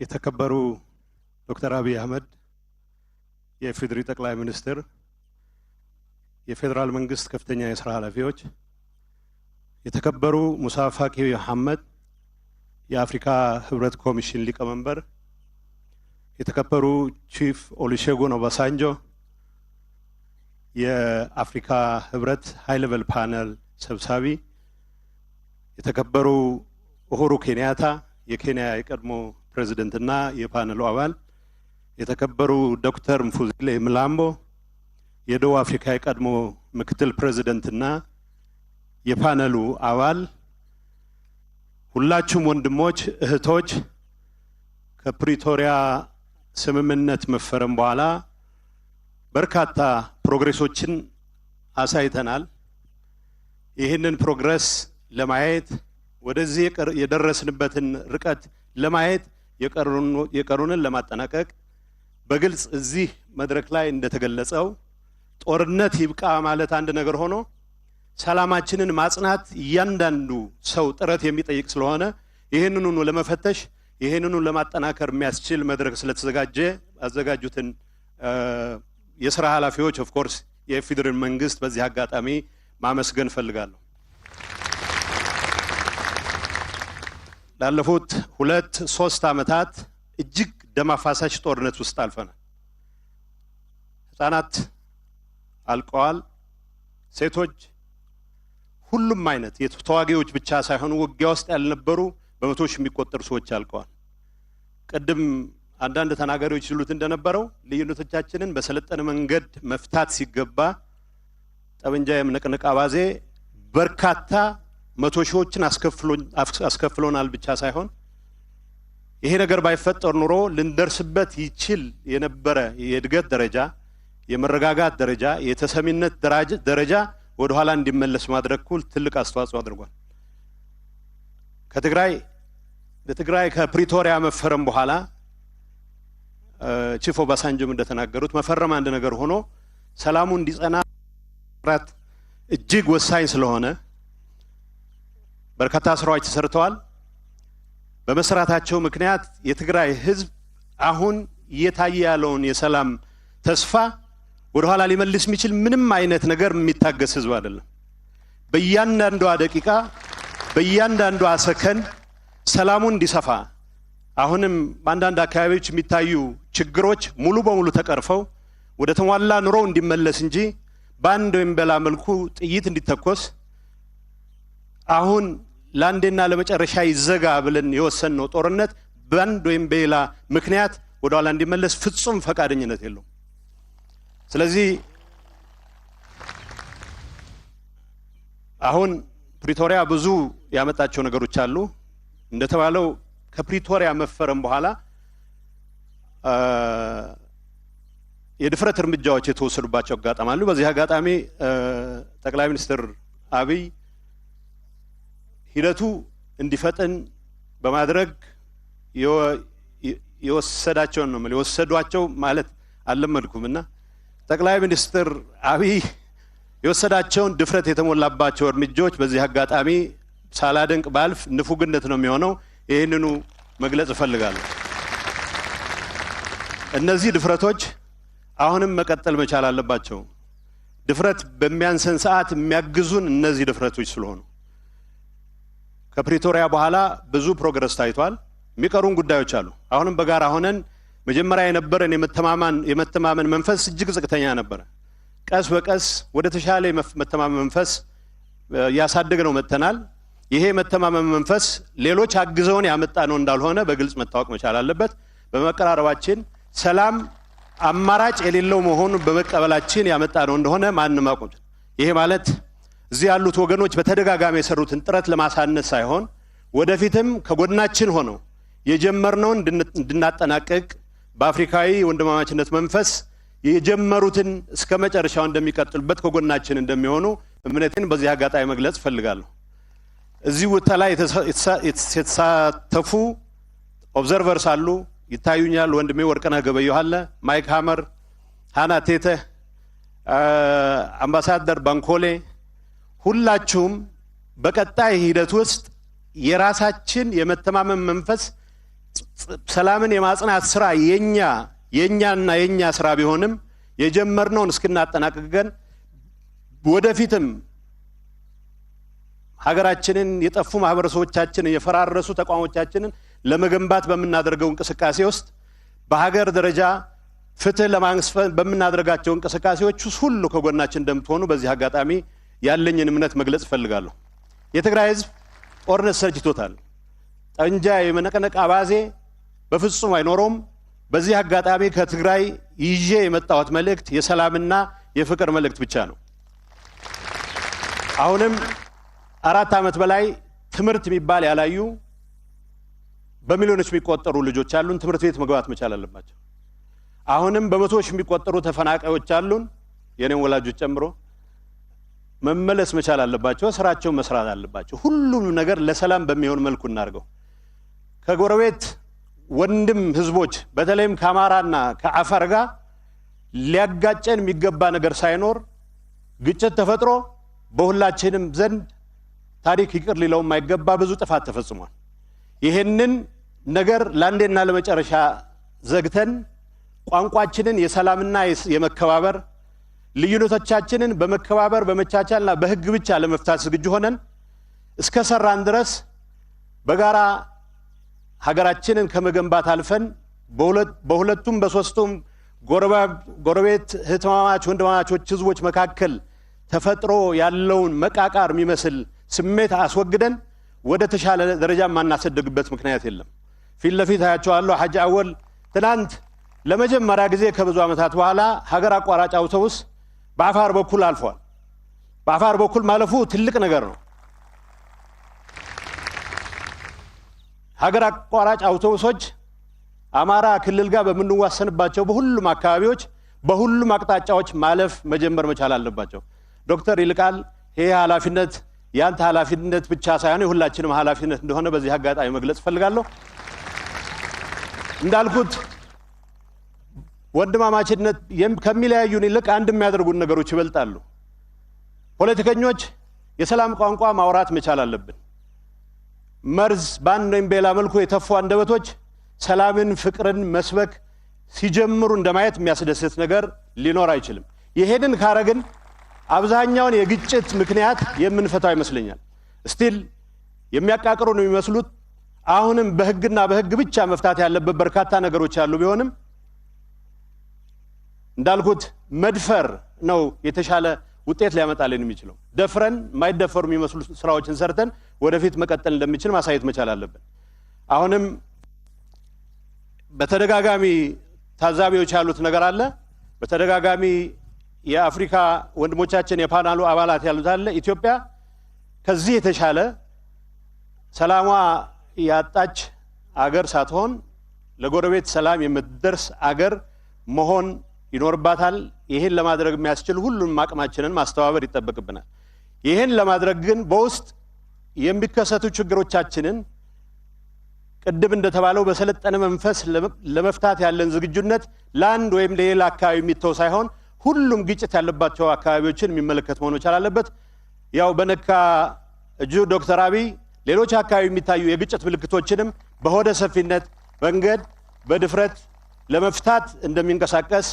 ይሄንን ለማድረግ በሚደረገው ጥረት እኛም የበኩላችንን የምናደርገው መሆን በዚህ አጋጣሚ መግለጽ ፈልጋለሁ ኢትዮጵያ ትልቅ ደረጃ የመድረስ የህዝቦቿ ሁሉን አቅም ተጠቅማ ለህዝቦቿም መልሳ የምትሰጥ አገር የመሆን አቅሟ እጅግ ከፍተኛ ነው ይሄን ከፍተኛ አቅም ሪያላይዝ ለማድረግ የሚቻለን ሁሉ ማድረግ መቻል አለብን አሁንም ደጋግሜ እንደምለው የትግራይ ህዝብ ጦርነት ሰልችቶታል አንገሽግሽቶታል ብቻ ሳይሆን ሌሎች አካባቢዎች እንደ ኖርማል የሚወሰዱ ህፃናትን ትምህርት ቤት በሰዓቱ መላክ በሰዓቱ መመለስ የሚመስሉ ጉዳዮች ማረስ ማለስለስ ማጨድ መዝራት የሚባሉ ነገሮች ይናፍቁታል ፈጥነን ወደዚህ መመለስ መቻል አለብን ሁሉም ለማድረግ የሁሉም አቅም መጠቀም ያስፈልገናል ከምንም ነገር በላይ ጠንካራ ሰራተኛ የሆነ የትግራይ ህዝብ ተመልሶ ወደ ስራው ተሰማርቶ የሰላም ችግር ሳይሆን ምን ያክል አተረፍኩ ምን ያክል አመረትኩ በሚል ፉክክር ውስጥ እንዲገባ ለማስቻል የጀመርነውን ጥረት አጠናክረን የምንቀጥል ይሆናል ሁሉም ክልሎች የዚህ ኤክሰርሳይዝ አካል እንደሚሆኑ እምነቴ ጸና ነው ከፌደራል መንግስት ጋር የጀመርናቸው መልካም ግንኙነቶች በአጭር ጊዜ ውስጥ በአዎንታዊ በሆነ መልኩ ትልቅ ደረጃ ላይ እንደሚደርሱ እምነታችን የጸና ነው ከሁሉም አካባቢዎች የሚነሱ እገዛዎችን የሚመጡ እገዛዎችን የመጠቀም ጉዳይ ሳይሆን ከምንም ነገር በላይ በጋራ መልማት ሰላማችንን ማጠናከር የጋራ ጣችንን መሆን አውቀን መንቀሳቀስ መቻል አለብን ይሄንን ለማድረግ በበኩላችን ዝግጁዎች ነን በመጨረሻ ማንሳት የምፈልገው ነገር ሰላም በመፈክር ብቻ እንደማይመጣ አውቃለሁ ቢያንስ ግን የሰላምን ቋንቋ መናገር መጀመር ቢያንስ ግን የፍቅር ቋንቋ መናገር መጀመር በዙሪያችን ሊፈጠሩ የሚችሉ ግጭቶችን ከይዋጣልን መንፈስ ቅድም በሙዚቃው ድራማ ላይ ይታይ እንደነበረው ከይዋጣልን መንፈስ ወጥተን በመረዳዳትና በሰለጠነ መንገድ ለመፍታት የሚያስችሉ ኢንቫይሮንመንት ለመፍጠርም ስለሚያግዘን ሁላችንም እንደ ፖለቲካ መሪዎች ብቻ ሳይሆን እንደ ጸሐፍት እንደ ተዋንያን እንደ ጋዜጠኞች መልካም ቋንቋን ኤክሰርሳይዝ ማድረግ የየቀኑ ቋንቋችን የማድረግ ጥረት መጀመር አለብን የሚል እምነት አለኝ በዚህ አጋጣሚ በትግራይ ህዝብና በራሴም ስም በጊዜያዊ መስተዳድሩም ስም ሰላም እንዲጸና ጦርነት እንዲበቃ የወሰነውን የፈረምነውን ያክል መልካም መሰረት እንዲይዝ ሰላም እንዲጸና ሁላችንም የበኩላችንን ጥረት እንደምናደርግ በዚህ አጋጣሚ እምነቴን ማረጋገጥ ፈልጋለሁ አክባሪ ይስጥልኝ አመሰግናለሁ የትግራይ ብሔራዊ ክልላዊ መንግስት ጊዜ አስተዳደር ርዕሰ መስተዳድር ጌታቸው ረዳን አብዝተን እናመሰግናለን ከዚህ በመቀጠል ንግግር እንዲያደርጉልን የኢትዮጵያ ፌደራላዊ ዲሞክራሲያዊ ሪፐብሊክ ምክትል ጠቅላይ ሚኒስትርና የውጭ ጉዳይ ሚኒስትር ክቡር አቶ ደመቀ መኮንንን ጋብዛለሁ አመሰግናለሁ Your Excellency Getachew Redda, thank you very much for your remarks. We now call upon His Excellency Demeke Mekonnen, Deputy Prime Minister and Minister of Foreign Affairs of the Federal Democratic Republic of Ethiopia, to deliver his remarks.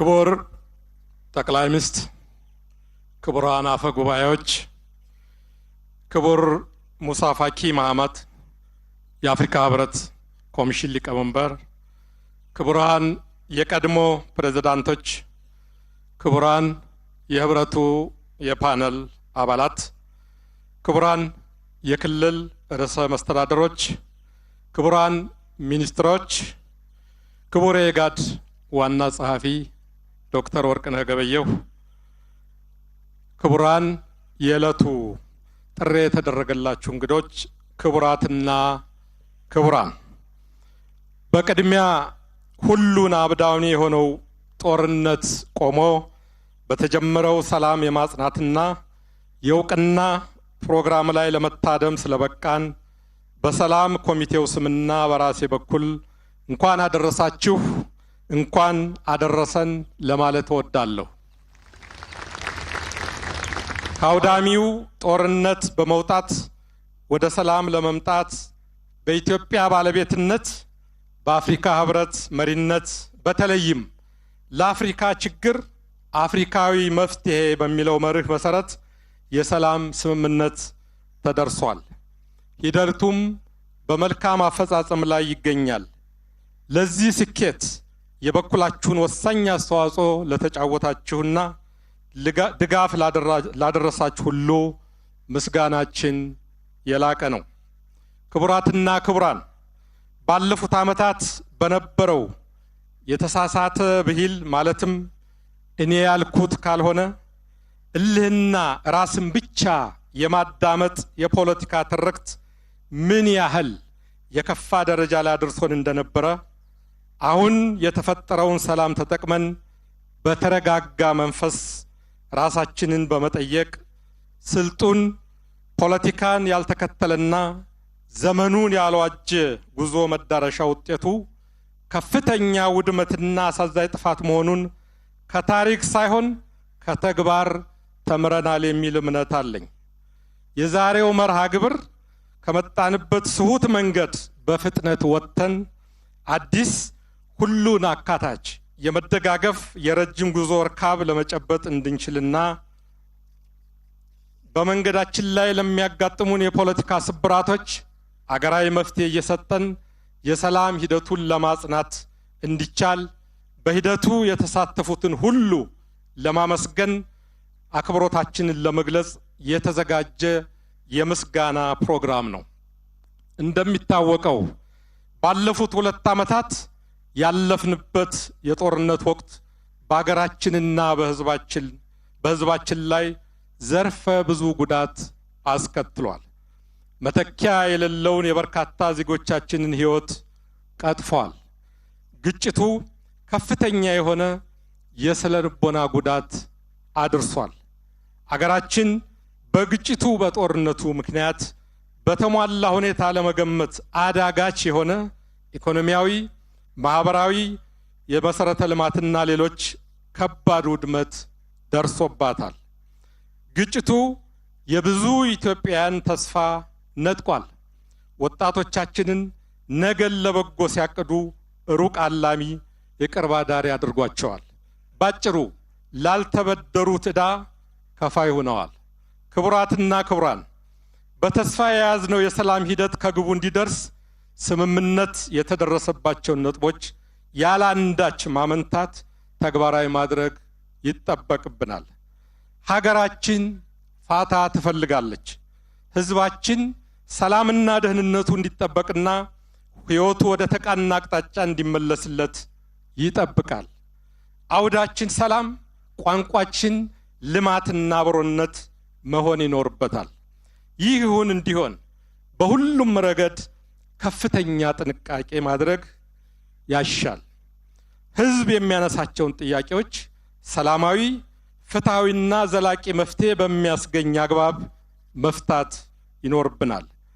የግንኙነት አግባባችንና ግንኙነቱ የዕለት ግንኙነታችን ህዝቡን የሚያቀራርብና ሰላምን የሚያጸና መሆን አለበት።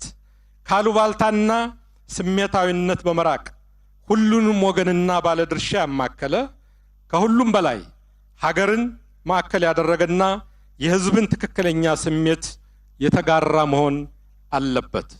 የተወሰኑ ቡድኖችንና የህብረተሰብ ክፍሎችን ለማስደሰት ድጋፍ ለማድረግ የሚደረጉ ነጣይ እንቅስቃሴዎች ሁሉ ዘላቂነት አይኖራቸውም። የሁሉንም ድምጽ አዳምጠን በየልኩ ቅና ሰጥተን የሚጎድለውን ሞልተን የህዝቦቻችንን ሀገር በቀል የመፍትሄ መንገዶችን በማጠናከር ሀገራዊ የምክክር ስራችንን አጎልብተን የሽግግር ፍትህ እንቅስቃሴ መንገዶችን በማጠናከር ሀገራዊ የምክክር ስራችንን አጎልብተን የሽግግር ፍትህ እንቅስቃሴውን አጠናክረን የገጠመንን ታሪካዊ ችግር በታሪካዊ ስኬት መወጣት ይገባናል። በግጭት የተነሳነው ስማችን አድሰን ከጎናችን ለቆሙት አፍሪካውያን እንዲሁም ለቀረው ዓለም አስተማሪ በሚሆን መንገድ የተስማማንበትን መፈጸም ይገባናል። ይሄንን እንደምናሳካ ጥርጥር የለኝም። እንችላለንም። አመሰግናለሁ። Distinguished guests and friends of Ethiopia, the Master of Ceremony will provide summary of my remark.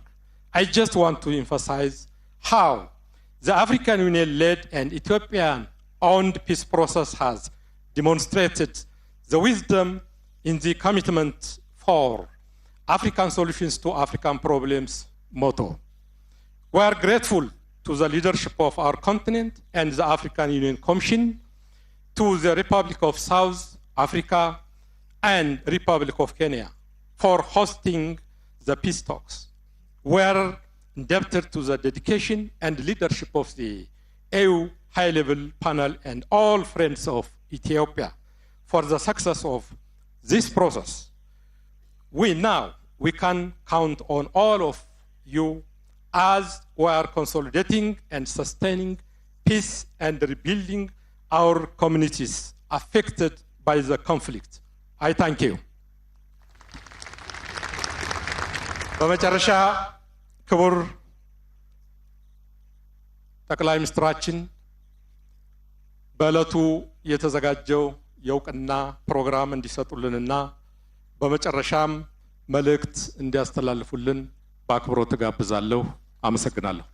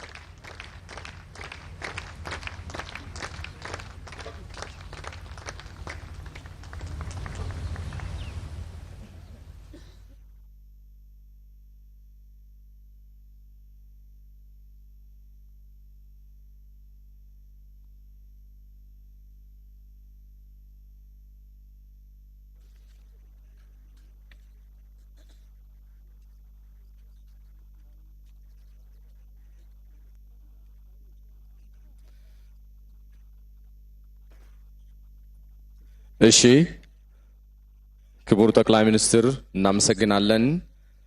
የሽልማት መርሃ ግብሩን ጥቂት ማብራሪያ ለመስጠት ያክል ዛሬ ሽልማት የሚበረከትላቸው ኢትዮጵያ ለደረሰችበት ሰላም አስተዋጽኦ ላበረከቱ ግለሰቦች ይሆናል። ሽልማቱ 3 አይነት ሲሆን የመጀመሪያው ተሸላሚዎች ሰርቲፊኬት ይበረከትላቸዋል። ሁለተኛ ተሸላሚዎች ደግሞ ሰርቲፊኬትና ሌላ ተጨማሪ ሽልማት ይበረከትላቸዋል። ሶስተኛ ተሸላሚዎች ደግሞ ልዩ ሽልማት ይበረከትላቸዋል። ይህንን ሽልማት ያዘጋጁልን የሀገር ልጆች ወርቃማ እጆች ወይንም ቀራጺያን ናቸው። በስክሪኑ ላይ እንደምትመለከቱት ሽልማቱ የተሰራው ከጥይት ቀልህ ሲሆን ትርጓሜውም ጦርነት ይብቃ የሚል ተምሳሌትነትን ይዟል። የሽልማቱ ቀልህ የኢትዮጵያን ቅርጽ ያዘ ሆኖ ወደ ወይራ ቅጠል የተለወጠ ነው። እንደምታዩት ወደ ኢትዮጵያ ቅርጽ የተለወጠው ተምሳሌትነቱ ለጦርነት የምናወጣውን ገንዘብ፣ ጊዜና ጉልበት እንደዚሁም የሰው ኃይል ለምንወዳት ኢትዮጵያ ለመገንባት እናውለው የሚል ትርጓሜን ይዟል። የወይራ ቅጠሉ ደግሞ ጦርነት ይብቃ ሰላምን እናጽና የሚል ኃይለ ቃል አለው። አመሰግናለሁ። Thank you very much. We now proceed to the much anticipated awards ceremony. The purpose of the awards is to recognize and acknowledge the individuals who, through their unrelenting efforts, contributed to the fruition of the peace process. The awards will be given out in 3 categories. In the first category, recipients will get certificates to recognize their contributions. In the second category, recipients will receive certificates and awards. And in the third category, a special gift, in addition to the certificate and award, will be bestowed on the awardee. Allow me to give a short description of the award. This award has been prepared for recipients that have contributed to Ethiopia's peace. The award has been made from bullet casings to state enough with war. I would like to emphasize that the awards are handmade by local artisans. And as you can see displayed on the screen, the bullet casings have been molded to take the shape of Ethiopia with an olive branch laying across it. The shape of Ethiopia in bullet casings is meant to symbolize our aspirations to convert the money, time, and human resources spent on war towards building Ethiopia. The olive tree is to represent the noble notion, enough with war, let's sustain peace. እናመሰግናለን። ቀዳሚ ተሸላሚዎቻችን የሰርቲፊኬት ሽልማት የሚበረከትላቸው ይሆናል። ጌታሁን ዋለልኝ ከለቱ የክብር እንግዳ ሰርቲፊኬታቸውን ይቀበላሉ።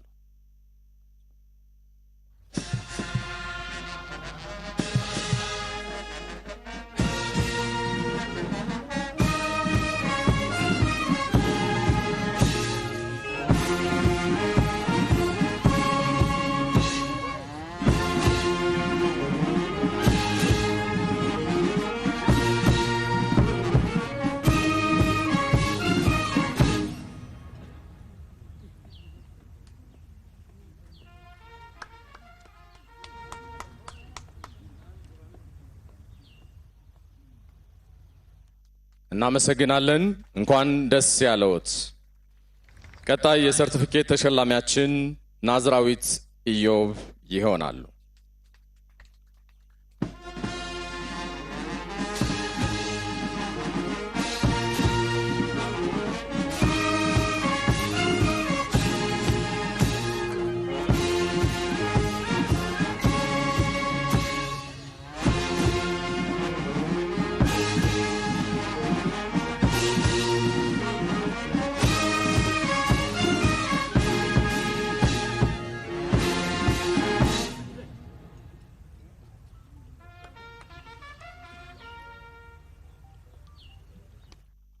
እናመሰግናለን። እንኳን ደስ ያለዎት። The second category is certificates plus awards. I would like to call upon Ambassador Shue Bing.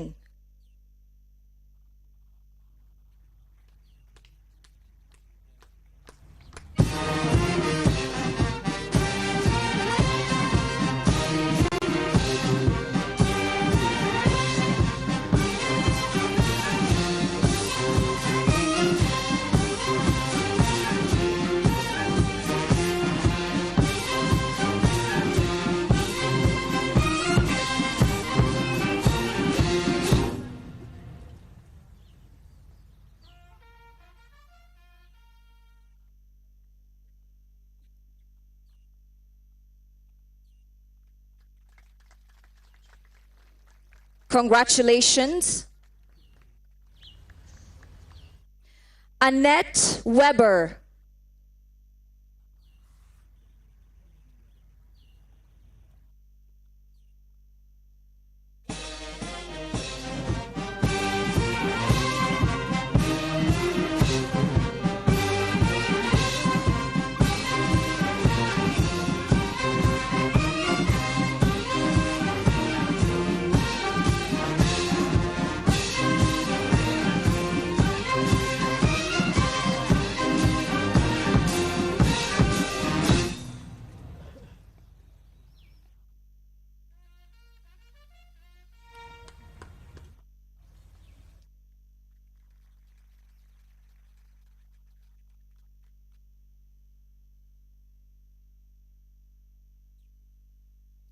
Congratulations, Annette.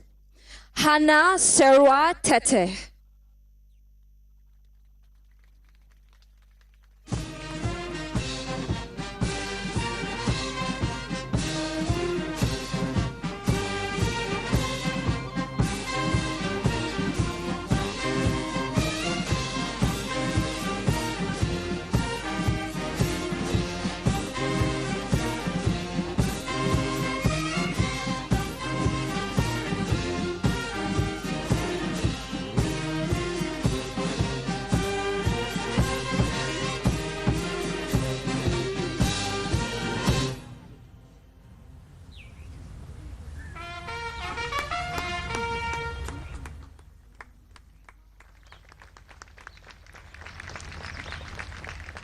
Congratulations, Ambassador Michael A. Hammer.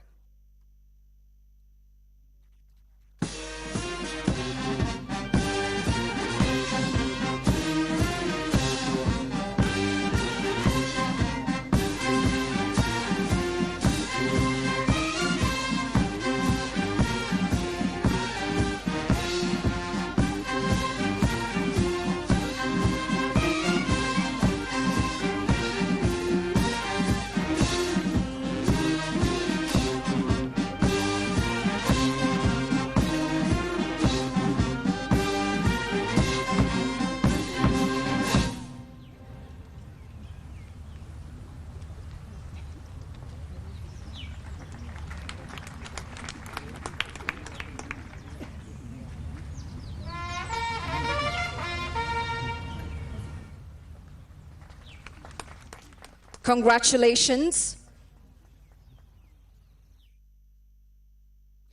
Warqineh Gabayyo.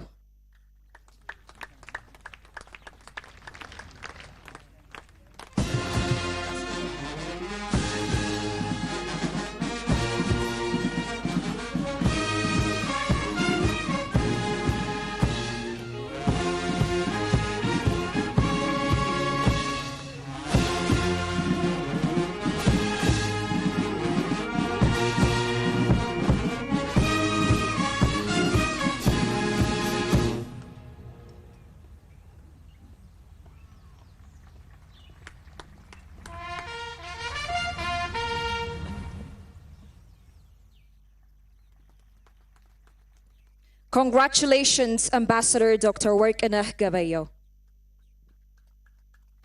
እናመሰግናለን። በመቀጠል የሰርቲፊኬትና የተዘጋጀው ልዩ ሽልማት የሚቀበሉልን ከዚህ እንደሚከተለው እጠራለሁ። ፍስሐ ሀብተ ጽዮን የሚቀበሉላቸው ኮሎኔል ገብረ እግዚአብሔር ይሆናሉ።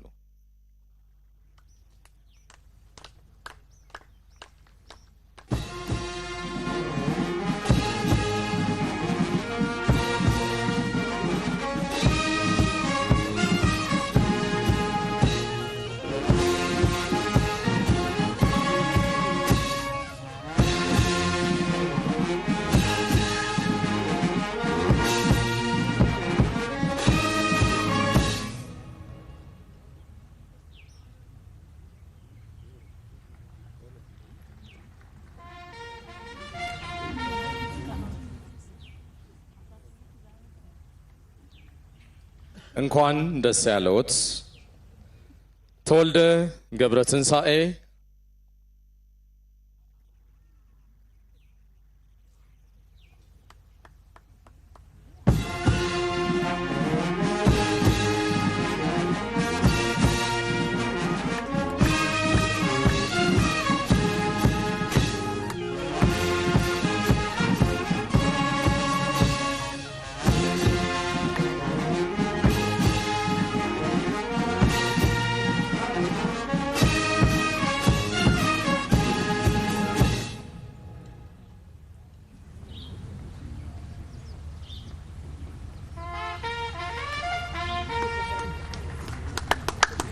እንኳን ደስ ያለዎት እዛው ይቆዩና የካሳ ገብረ ዮሐንስን ሽልማት በዛው ይቀበሉልናል።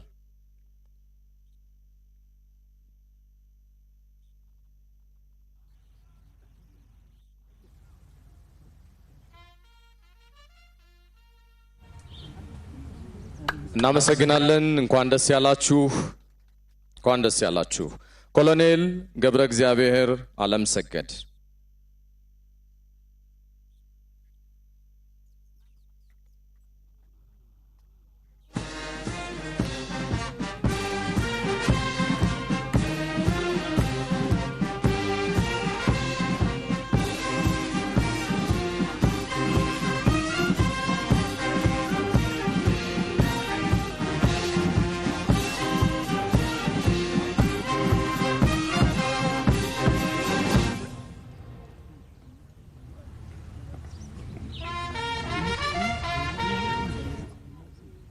እናመሰግናለን። እንኳን ደስ ያለዎት። አሰፋ አብርሃ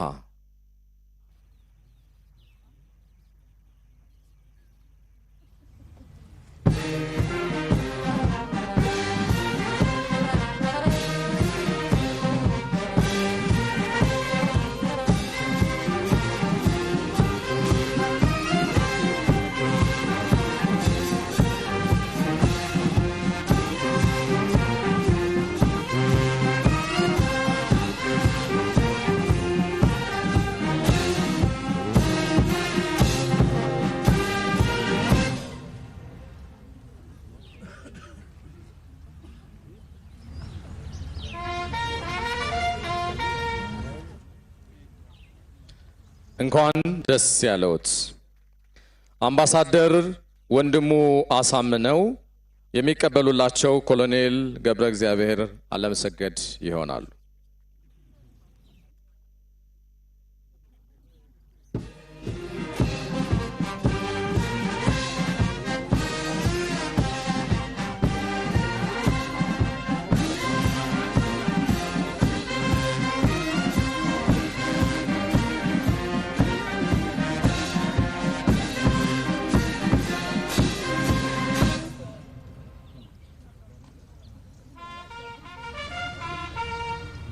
እንኳን ደስ ያለዎት። ሌተናል ጀነራል ጻድቃን ገብረ ትንሳኤ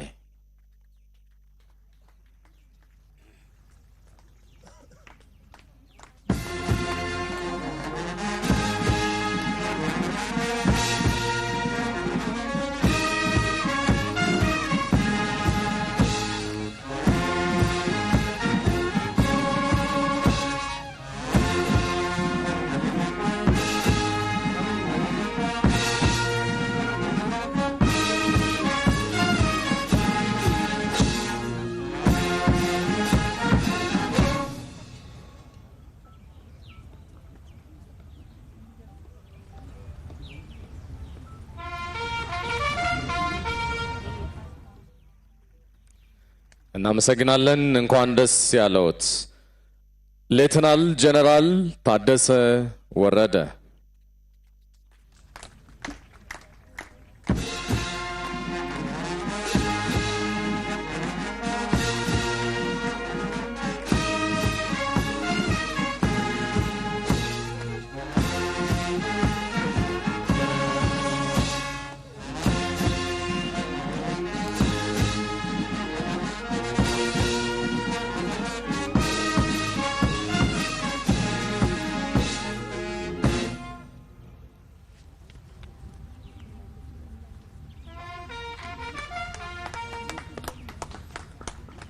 እንኳን ደስ ያለዎት። ርዕሰ መስተዳድር ጌታቸው ረዳ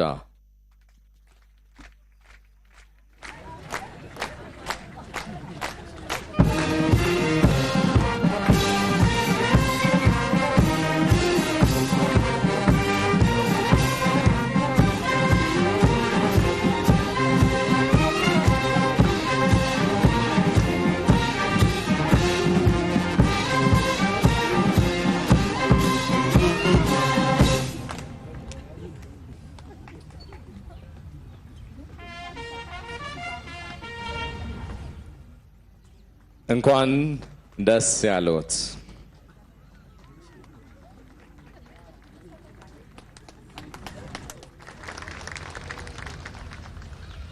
ብርጋዴር ጀነራል ደርቤ መኩሪያ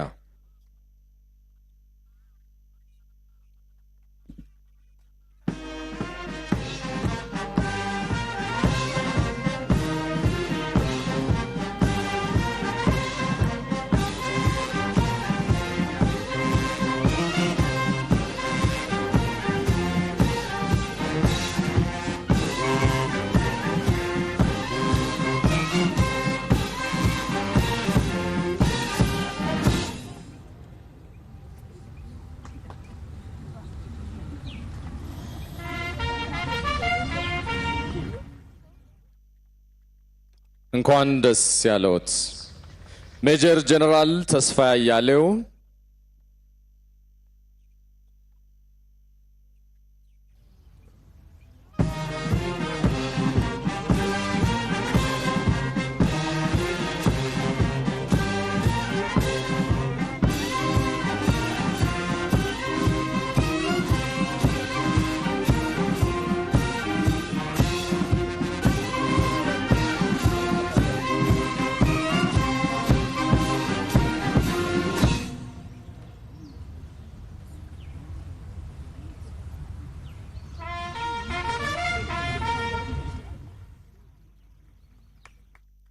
እንኳን ደስ ያለዎት ሜጀር ጀነራል ተሾመ ገመቹ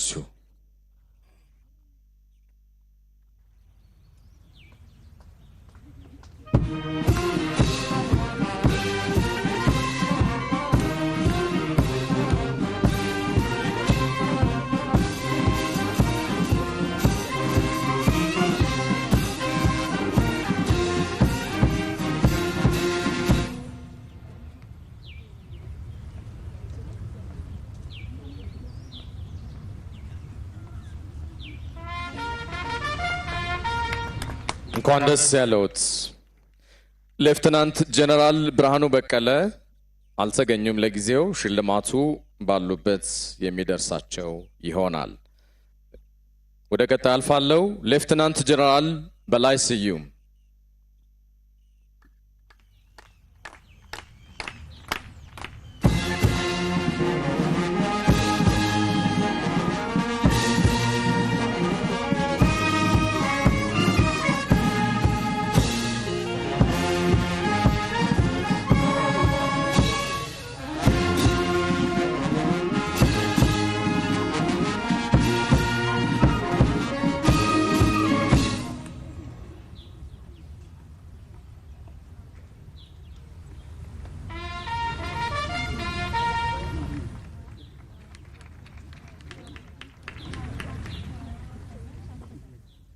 እንኳን ደስ ያለዎት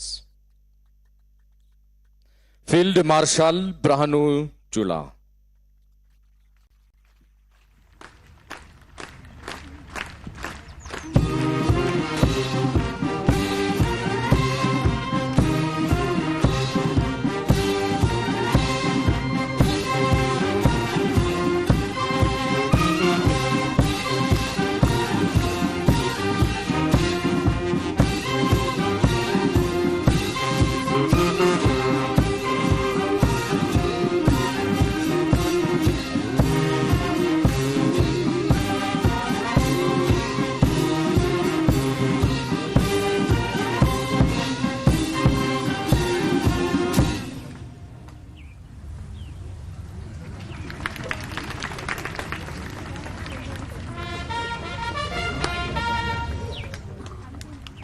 እናመሰግናለን እንኳን ደስ ያለዎት ቦንሳ እውነቱ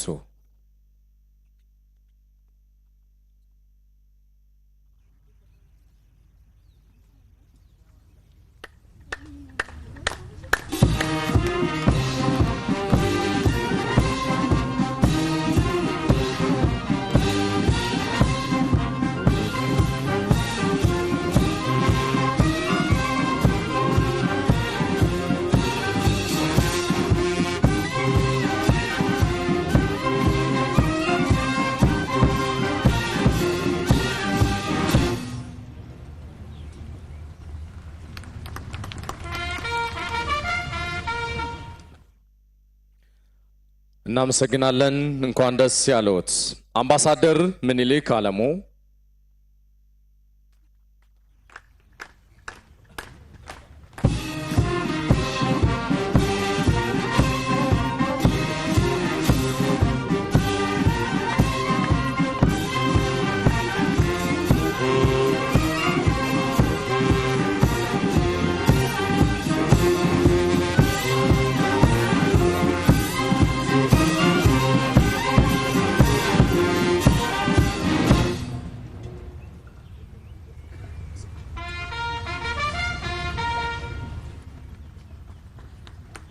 እንኳን ደስ ያለዎት አምባሳደር ባጫ ደበሌ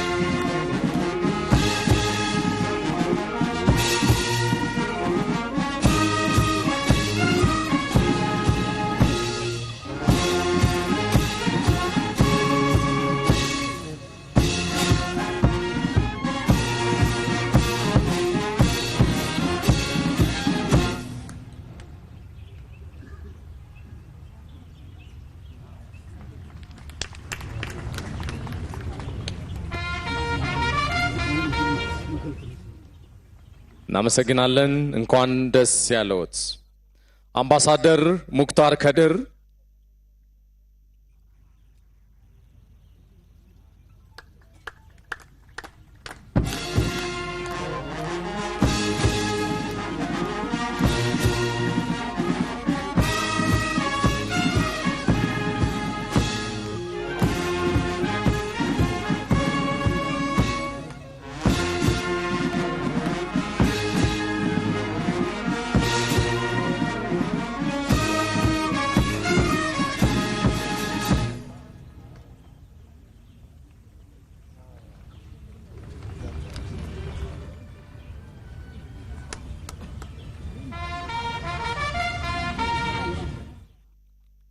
እናመሰግናለን።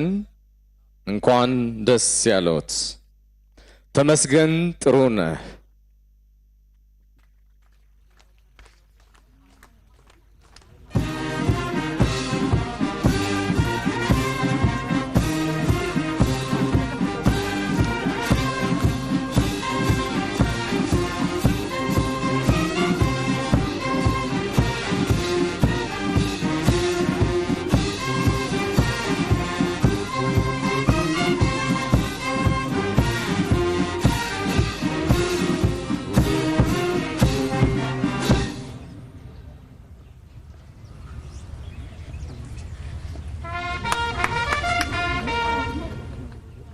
እናመሰግናለን።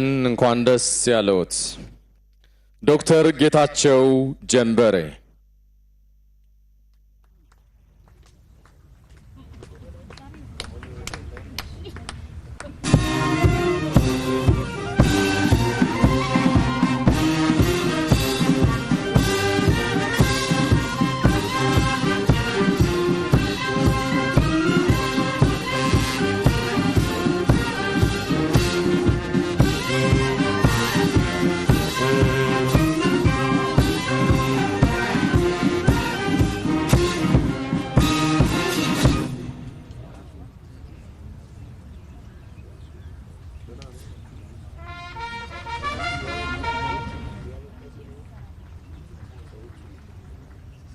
እናመሰግናለን። እንኳን ደስ ያለዎት አምባሳደር ሐሰን አብዱል ቃድር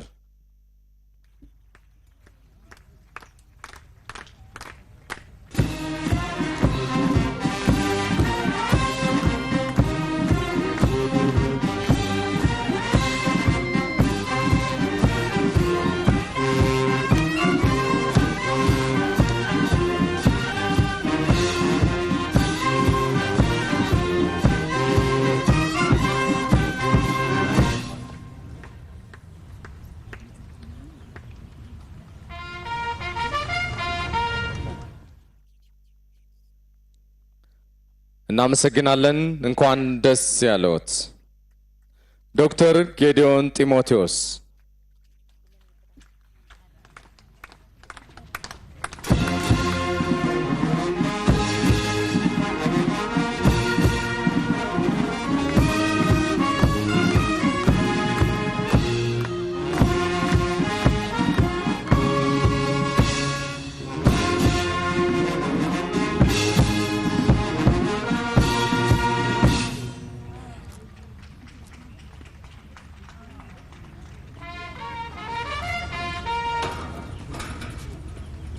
እንኳን ደስ ያለዎት አምባሳደር ሬድዋን ሁሴን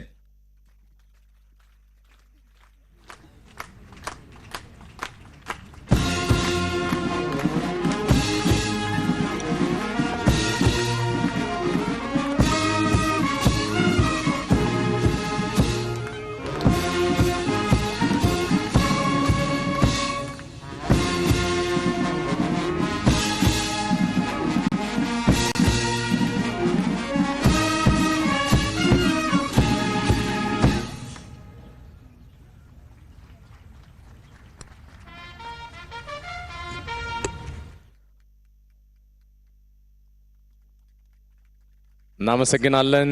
እንኳን ደስ ያሎት። The next recipient of the Certificate Plus Award is the African Union Commission. The African Union Commission Award and certificate goes to the Commission for providing African solutions to African problems, and on behalf of the following individuals whose names must be called out for the contribution to the peace process through technical support, assistance, monitoring, and evaluation. Of the AUC technical team, Alhaji Mohammed Sarjuba, Mukondeleli Patricia Mpewa, Sheikhu Tejan Sese, Ernest Nyadolo, Ambassador Mohammed Idris Farah, assistants to members of the mediation panel, Atom Edward Lim, assistant to His Excellency Obasanjo, Ambassador Mohammed Guyo, assistant to His Excellency Uhuru Kenyatta, AU Peace and Security Unit member, His Excellency Ambassador Bankole Adeoye, AU Monitoring Verification and Compliance Mission in Ethiopia from Kenya, Major General Stephen Otieno Radian, Colonel Samuel Mbaluka Musyoki, Colonel Paul Towet Arwasa. From Nigeria, Colonel Jerry Kantiok Maigari, Colonel Ukeni Aga Orji, Lieutenant Colonel Ba Segun, Retired Brigadier General Iyo Adewa. From South Africa, Colonel Tefo Moses Sekole, Lieutenant Colonel Mokgadu Mokasha, and Mr. Mokurumelo Harold Kuwetian. The individuals whose names were listed above are all from the AUC team. To receive the certificates and awards on their behalf, we kindly welcome His Excellency Musa Faki Mohammed, AUC Chair, to the stage.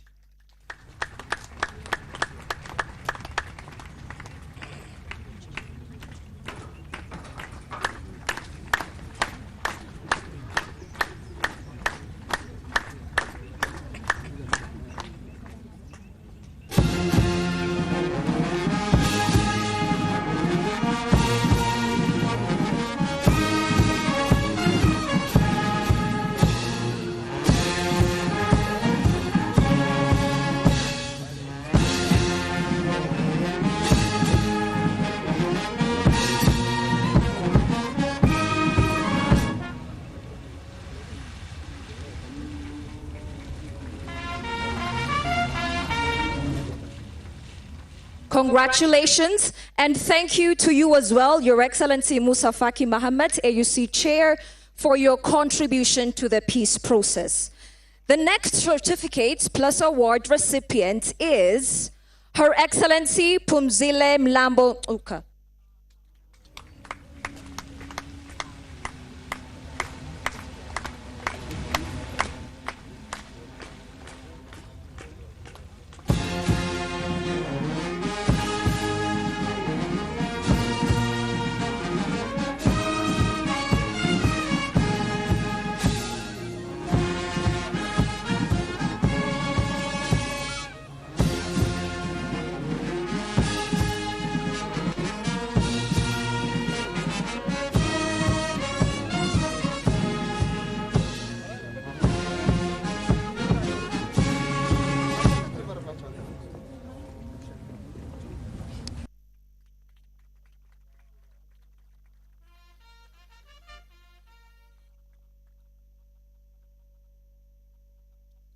Congratulations. The next certificate plus award goes to His Excellency Uhuru Kenyatta.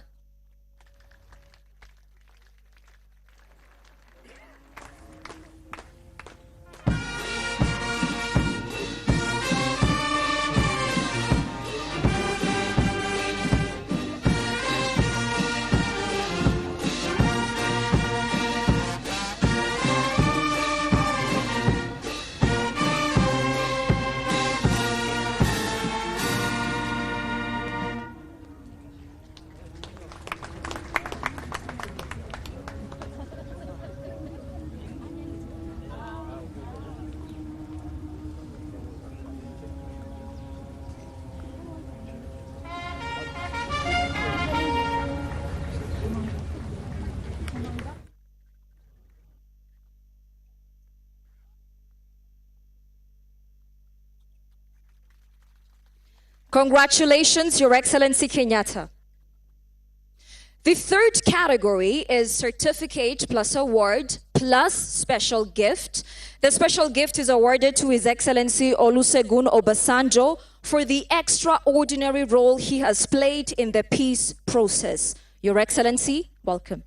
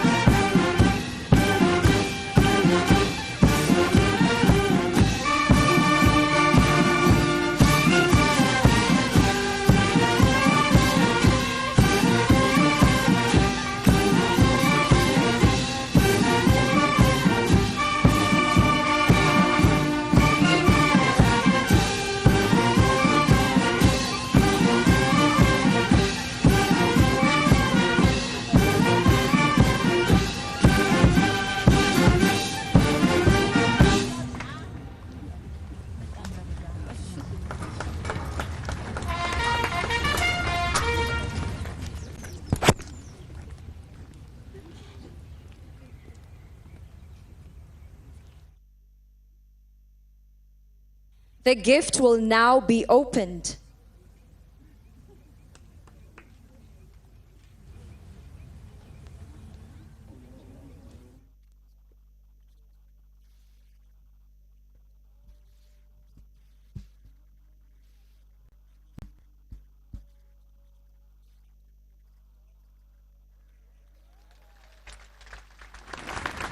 As you can see, the special gift is a leather painting of His Excellency Obasanjo made by one of Ethiopia's renowned artists. Congratulations, Your Excellency, and thank you for your contributions to the peace process.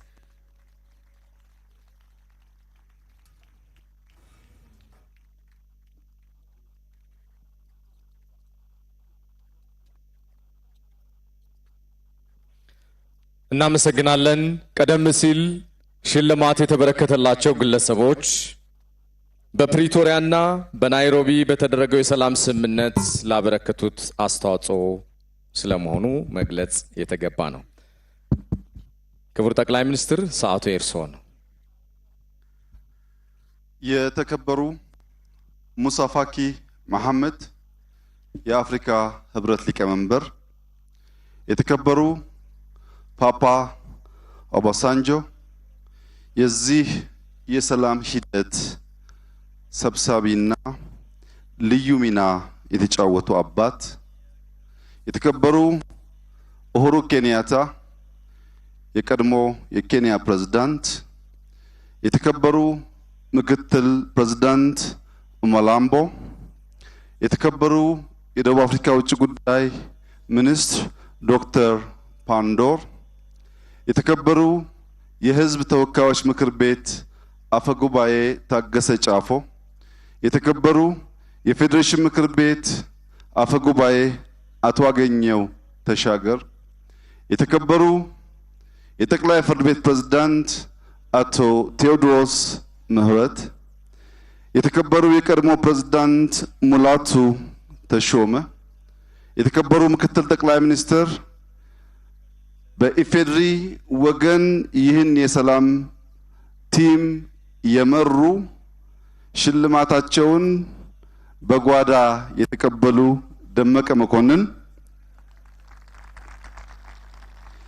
የኢጋድ ዋና ጸሐፊ ዶክተር ወርቅነህ ገበየው፣ የተከበራችሁ የክልል ርዕሳነ መስተዳድሮች፣ በተለየ መንገድ የትግራይ ክልል ርዕሰ መስተዳድር ጌታቸው ረዳና ከትግራይ የመጣችሁ ልኡካን፣ የሀገር ሽማግሌዎች፣ የእምነት አባቶች፣ በዚህ ስፍራ የተገኛችሁ ታዳሚዎች፣ ፈጣሪ እንኳን ይህችን ቀን በጋራ ሳየን፣ እንኳን ደስ ያላችሁ ልላችሁ እወዳለሁ። እንደዚህ ያለውን ድንቅ ቀን እንዲሁ አቅልሎ መቀበል ተገቢ አይደለም። ካለፍንበት መከራ አንጻር ይህንን ቀን የሰጠን ይህንን ቀን እንድናያደረገንን ፈጣሪ መላው የኢትዮጵያ ሕዝብ እንዲያመሰግን ከአደራ ጭምር ላሳስብ እወዳለሁ። ጠብ አቁሞ ሰላም ለመፍጠር በቂ ያልሆነ ምክንያት ትክክለኛ ያልሆነ ጊዜ የለም። ሰላም ምክንያት አይፈልግም። ሰላም የተለየ ጊዜም አይፈልግም። በዚህ ምክንያት ዛሬ እየሆነ ያለው የሰላም መቋጫ የምስጋናና የአዲስ ምዕራፍ መጀመሪያ ማብሰሪያ ዕለት ምክንያትም የተገደበ ጊዜም ሳይሆን ዛሬውኑ መሆን ያለበት እንደሆነ ይሰማኛል። ጥላቻ ያፈርሳል፣ ያናቁራል፣ ያገፋፋል። ፍቅር ይገነባል፣ ያሳስባል፣ ያስቃል። ጦርነት ያወድማል፣ ይገላል፣ ያፈርሳል። ሰላም ያለማል፣ ያበለጽጋል። ወጥቶ መግባትን በቀለለ መንገድ እንዲቻል ያደርጋል። ጦርነት ጨለማ ነው። ጦርነት ክፉ ነው። ከአፍ የሚወጣው ከአፈሙዝ የሚወጣው ውስጥንና ስጋን የሚገል ነው። ሰላም ብርሃን ነው። ሰላም የነገር ሁሉ መጀመሪያ ነው።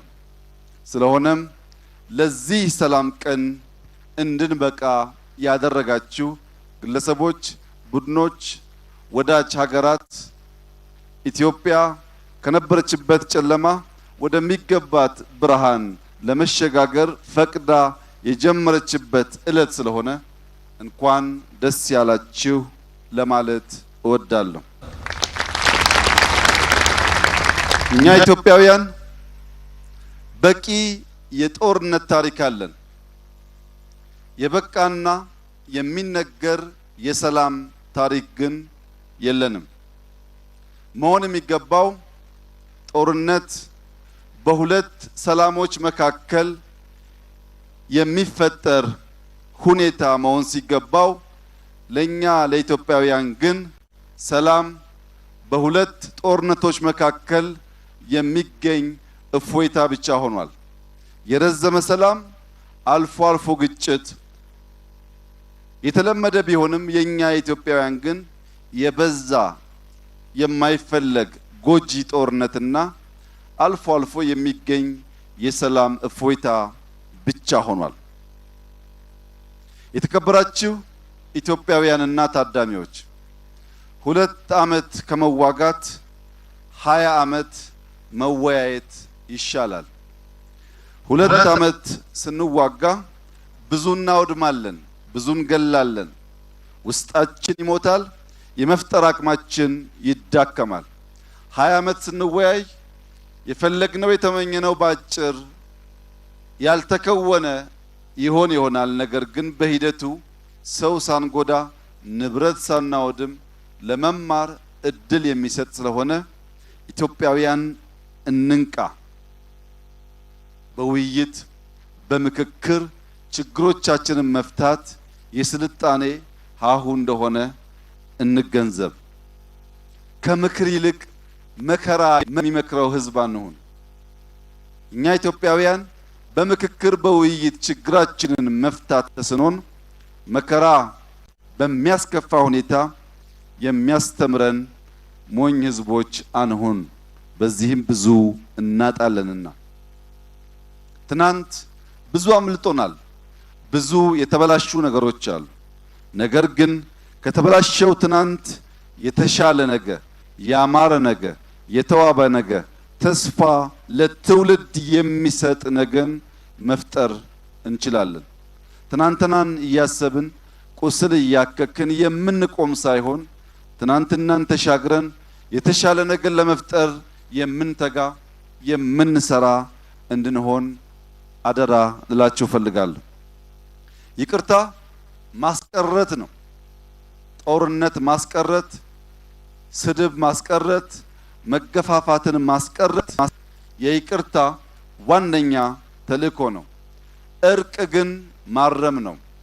ዛሬ ይቅርታና እርቅ ስለሆነ ማስቆም ብቻ ሳይሆን ወደ ኋላ የተበላሸውንም ማረም ይጠበቅብናል።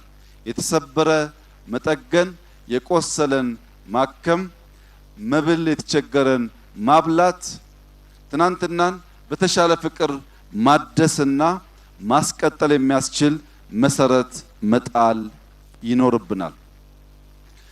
የተከበራችሁ ታዳሚያን፣ መላው የኢትዮጵያ ሕዝብ በውጊያ የላቁ፣ በጀብድ የደመቁ፣ በሀገር ፍቅር ያሸበረቁ፣ ለሀገር የሚበቁ፣ ዘውትር የነቁ፣ ኢትዮጵያን በልባቸው ያነገሱ፣ አይተኬ ሕይወታቸውን እንኳ በኢትዮጵያ የማይደራደሩ የበቁ የጸጥታ ኃይሎች አሉን። እነዚህ በሙያቸው በእውቀታቸው ሀገራቸውንና ሕዝባቸውን እንዲጠብቁ ከአፈሙዝ ጋር የሚያያዘውን ስራ ለነሱ እንተውላቸው። ለነቁ ለበቁ አገር ለሚወዱ የጸጥታ ኃይሎች ዲሞፍተር ትተን እኛ ሞፈር እናንሳ። ሁሉም ዲሞፍተር አንሺ ከሆነ ሞፈር የሚጨብጠው እጅ ያጣል። ኢትዮጵያ የሚያስፈልጋት ሞፈር ነው። በእርግጥ የሚጠብቋት የተማሩ የነቁ ዲሞፍተር የጨበጡ የሚያስፈልጓት ቢሆንም ብዙዎቻችን ግን ሞፈር የምንጨብጥና ሞፈር የሚጨብጡትን የምንደግፍ ብንሆን ከልመና ነፃ እንወጣለን። ማንዴላ በሕይወቴ ተሸንፌ አላቅም ይላሉ። በገጠሙኝ ፈተናዎች፣ ባለፍኩባቸው ተግዳሮቶች አንዳንዴ አሸንፌያለሁ፣ ብዙ ጊዜ ግን ተምሬያለሁ ይላሉ። የገጠመን ፈተና ያሸነፍንበት ብለን የምንኮራራበት ባይሆንም እንደ ኢትዮጵያውያን የተማርንበት፣ የምንማርበት፣ የምንሻገረው ግን ሊሆን ይገባል። እጅግ በቂ የሆነ ትምህርት ያገኘንበትን የጥፋት ጊዜ ስላሳለፍን ከእንደዚህ አይነት ተግባር ተቆጥበን ተምረን ልጆቻችን የሚቀጥለው ትውልድ ያማረች ያሸበረቀች የምትሰጥ ኢትዮጵያን መውረስ እንዲችል ከጥላቻ፣ ከመገፋፋት፣ ከመዋጋት ራቅ እንድንል በታላቅ ትህትና አደራ አላችሁ እፈልጋለሁ። ኢትዮጵያውያን አንድ አባባል አላቸው። ሲታረቁ ከሆድ ሲታጠቡ ከክንድ ይላሉ። እኛ ስንዋጋ ከልባችን ነበር የተዋጋ ነው። ከዛሬ ጀምሮ ግን ከልባችን መታረቅ ይኖርብናል። ኢትዮጵያውያን በጦርነት ጀግኖች መሆናችንን ዓለም ይመሰክራል። በሰላም ጀግኖች ለመሆን ግን ከልብ መታረቅ ብቻ ሳይሆን የተጎዳው ሁሉ ወገኔ ነው ብለን በሙሉ ልብ በአንድነት እንድንሰራ ያጎድልነውን ያበላሸነውን ባጠረ ጊዜ እንድንሞላ ሁላችሁንም በታላቅ ትህትና ልጠይቃችሁ እፈልጋለሁ። ዛሬ የመረጃ ምንጭ ብዙ ነው። ብዙ ሰዎች መረጃ ማመንጨት ይችላሉ። በዚህም የተነሳ ጠዋት ተገናኝታችሁ ከተስማማችሁ በኋላ ከሰዓት ሰዎች ሐሳባቸውን ይቀይራሉ። ዲሲሽን ውሳኔ መነሻው መረጃ ነው፣ ኢንፎርሜሽን ነው። ኢንፎርሜሽን በጣም በስፋት በሚሰራጭበት በዚህ ዓለም ጠዋት ያገኛችሁት ወንድማችሁ ማታ ሌላ አቋም ሊይዝ ይችላል። በዚህ አውድ ውስጥ የምንኖር ትውልዶች ልንማር የሚገባው ጉዳይ ዛሬ የሚያዋጣው መቻቻል ብቻ ነው። ምክንያቱም በየቀኑ የሚቀያየር ባህሪ ስላለ በመቻቻል፣ በመደማመጥ፣ በመወያየት የበለጠውን የላቀውን በመመኘትና ለዚያ በመትጋት መስራት ይኖርብናል። በተለዋዋጭ ዓለምና በበዛ ኢንፎርሜሽን የአቋም ልዩነት ሲፈጠር ሰክኖ መወያየት መነጋገር ያስፈልጋል። አቶ ጌታቸው ሰላሙን ያመጣነው ጀግነን ነው ብሏል። ዛሬ በመላው የኢትዮጵያ ሕዝብ ፊት አቶ ጌታቸውን የምጠይቀው ጀግኖ ወደ ባህር ዳር እንዲሄድና ወንድሞቹን ማቀፍ እንዲችል ነው። ዶክተር ይልቃልን የምጠይቀው ጀግኖ ወደ መቀሌ እንዲሄድና ወንድሞችን እንዲያቅፍ ነው። ሰላም እንዲሁ በቀላል የሚገኝ አይደለም። መስራት፣ መትጋት፣ መጀገን ይፈልጋል። የተከበረው የትግራይ ህዝብ ከተከበረውና ከወንድሙ የአማራ ህዝብ ጋር ጠንካራ የደም ትስስር ያለው ቢሆንም በፖለቲካ ብልሽት ምክንያት የተፈጠረውን አለመግባባት ለመፍታት አቶ ጌታቸው ዶክተር ይልቃል መጀገን ይጠበቅባቸዋል። አቶ አወሉ በዚህ አይጠረጠሩም ብዬ ዛሬ ለኢትዮጵያ እጅግ አስደሳች ቀን ነው። ከዚያ የጦርነት ነጋሪት ፉከራ ጥፋት ወጥተን ሰላም መልሶ ግንባታን የምንነጋገርበት ቀን ነው።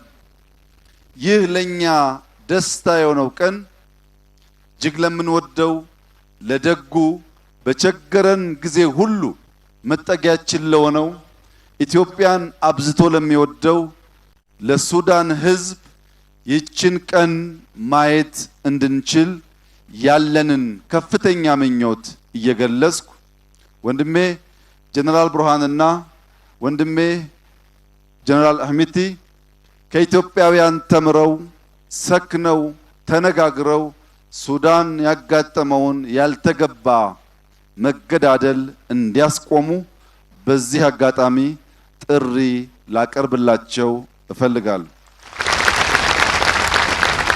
ኢትዮጵያ ለወንድም ህዝቦች ሰላም የምትመኝ ሰላም አስከባሪ የምትልክ ብቻ ሳትሆን ለሱዳን 50,000 ኩንታል ስንዴና በርከት ያሉ መድኃኒቶች ለመላክ ኢትዮጵያን ኤድ ወደ ካርቱም ለመሄድ የተዘጋጀ መሆኑን ለመላው የኢትዮጵያ ህዝብ በደስታ ማብሰር እፈልጋለሁ። የሱዳን ህዝብ ከወንድም ኢትዮጵያ ህዝብ ድጋፍ ይፈልጋል። ኢትዮጵያውያን እንደ ድሮ ማንነታችን ተርፎን ሳይሆን ከጎደለ ማንነታችን በማካፈል ወንድም ህዝብን ለማጽናናት ጊዜው አሁን ስለሆነ እኛ ኢትዮጵያውያን ለማስታረቅ ለመርዳት ከፍተኛ ዝግጁነት እንዳለን አውቀው የሱዳን አመራሮች ይህን መሰል ፕሮግራም በካርቱም ለማዘጋጀት እንዲታደሉ ያለኝን ታላቅ ተስፋና ምኞት ልገልጽላቸው እወዳለሁ። በሚቀጥለው ሳምንት ሁለት ኩነቶች ይከወናሉ። አንደኛው የሁሉም ክልል ርዕሳነ መስተዳድሮች በፓርቲያችን ምክትል ፕሬዝዳንት እየተመሩ ወደ መቀሌ ይሄዳሉ። የሁሉም ክልል ርዕሳነ መስተዳድሮች መቀሌ የሚሄዱት ያነቡ አይኖችን ለማበስ የተበላሹ የፈረሱ ቦታዎችን ለመጠገን ክልሎች እንደ ወንድም ህዝቦች ካላቸው ለማጋራትና ይህን የሰላም ጅማሮ በተግባር ለማስቀጠል በሚቀጥሉት ቀናት ወደ መቀሌ የሚደረገው ጉዞ ዛሬ የምናደርገውን ንግግር የተግባር ማስጀመሪያና ወንድም የትግራይን ህዝብ ከጎኑ መሆናቸውን ሁሉም ክልሎች የሚያሳዩበት ዕለት ስለሆነ ልክ እንደ ዛሬው ቀን በከፍተኛ ጉጉት የምንጠብቀው ይሆናል። ሁለተኛው ከኦነግ ሸኔ ጋር የሚደረገው ድርድር ከነገ ወዲያ በታንዛኒያ ይጀምራል። ይህን ድርድር የኢትዮጵያ መንግስትና ህዝብ አብዝቶ ይፈልገዋል።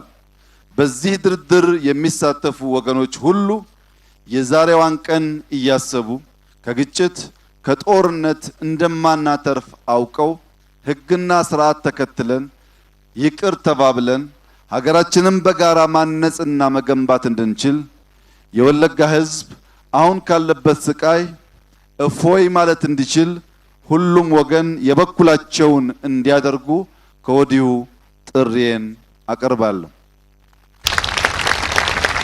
በመጨረሻም የኛ የሰላም ሂደት እንዲሳካ ከፍተኛ እገዛ ያደረጉ የወዳጅ ሀገራት፣ የአፍሪካ ህብረት፣ ኢጋድ እንዲሁም አንዳንድ ግለሰቦች ከሁሉ በላይ የቲፒኤልኤፍ አመራሮች፣ የብልጽግና አመራሮች፣ መላው የትግራይ ህዝብ፣ የአማራ ህዝብ፣ የአፋር ህዝብ፣ የሶማሌ ህዝብ፣ የኦሮሚያ ህዝብ፣ የሲዳማ ህዝብ፣ የደቡብ ሁሉም ብሔሮች ጉራጌ፣ ስልጤ፣ ወላይታ፣ ሀዲያ፣ ከምባታ፣ ዳሰነች፣ ዳውሮ፣ ኮንታ የተቀሩትን በሙሉ የጋምቤላ ህዝብ፣ የደቡብ ምዕራብ ህዝብ፣ የቤኒሻንጉል ህዝብ፣ የአዲስ አበባ ከተማ ህዝብ ላደረጋችሁት ድጋፍና ጸሎት ምኞት በኢፌድሪ መንግስት ስምና በራሴ ስም በተለይም የኢትዮጵያ እናቶች ለነበራችሁ ጭንቀትና ጸሎት ያለኝን ከፍተኛ ምስጋናና አክብሮት በዚህ ታሪካዊ ቀን ልገልጽላችሁ እፈልጋለሁ። ውድ ኢትዮጵያውያን፣ ኢትዮጵያ ትበለጽጋለች፣ ኢትዮጵያ ትጸናለች፣ ኢትዮጵያ ትቀጥላለች። ኢትዮጵያን የሚያስቆማት ምንም ኃይል የለም። ኢትዮጵያን የሚያስቆማት ኃይል የኛ መጠላላት ብቻ ነው። ከዛሬው ቀን እንማር። የማይወደድ የማይፈለግ የኢትዮጵያ አንዳንዶች ኢትዮጵያ ትገነጠላለች ወይም አንዳንዶች ይገነጠላሉ ይላሉ። ኢትዮጵያ አትገነጠልም፣ ጸንታ ትቀጥላለች። ይልቁንም ለልማቷ፣ ለመጽናቷ፣ ለአንድነቷ የሚያስፈልጋትን የቀራትን ለማግኘት አብዝታ ትሰራለች። ኢትዮጵያ በልጆቿ ጥረት ታፍራና ተከብራ ለዘላለም ትኑር። ፈጣሪ ኢትዮጵያና ሕዝቦቿን ይባርክ። አመሰግናለሁ። የኢትዮጵያ ፌዴራላዊ ዲሞክራሲያዊ ሪፐብሊክ ጠቅላይ ሚኒስትር አብይ አህመድ እናመሰግናለን። We thank you very much, Your Excellency Abiy Ahmed, for your remarks. ጦርነት ይብቃ ሰላምን እናጽና የሚለው ልዩ መርሃ ግብራችን ማሳረጊያ የሚሆነው የኢትዮጵያን ብሔራዊ መዝሙር በመዘመር ይሆናል። ባላችሁበት እንድትቆሙ ጠይቃለሁ። አመሰግናለሁ። We shall now sing the national anthem of the Federal Democratic Republic of Ethiopia. May we please rise from our seats and stand to attention.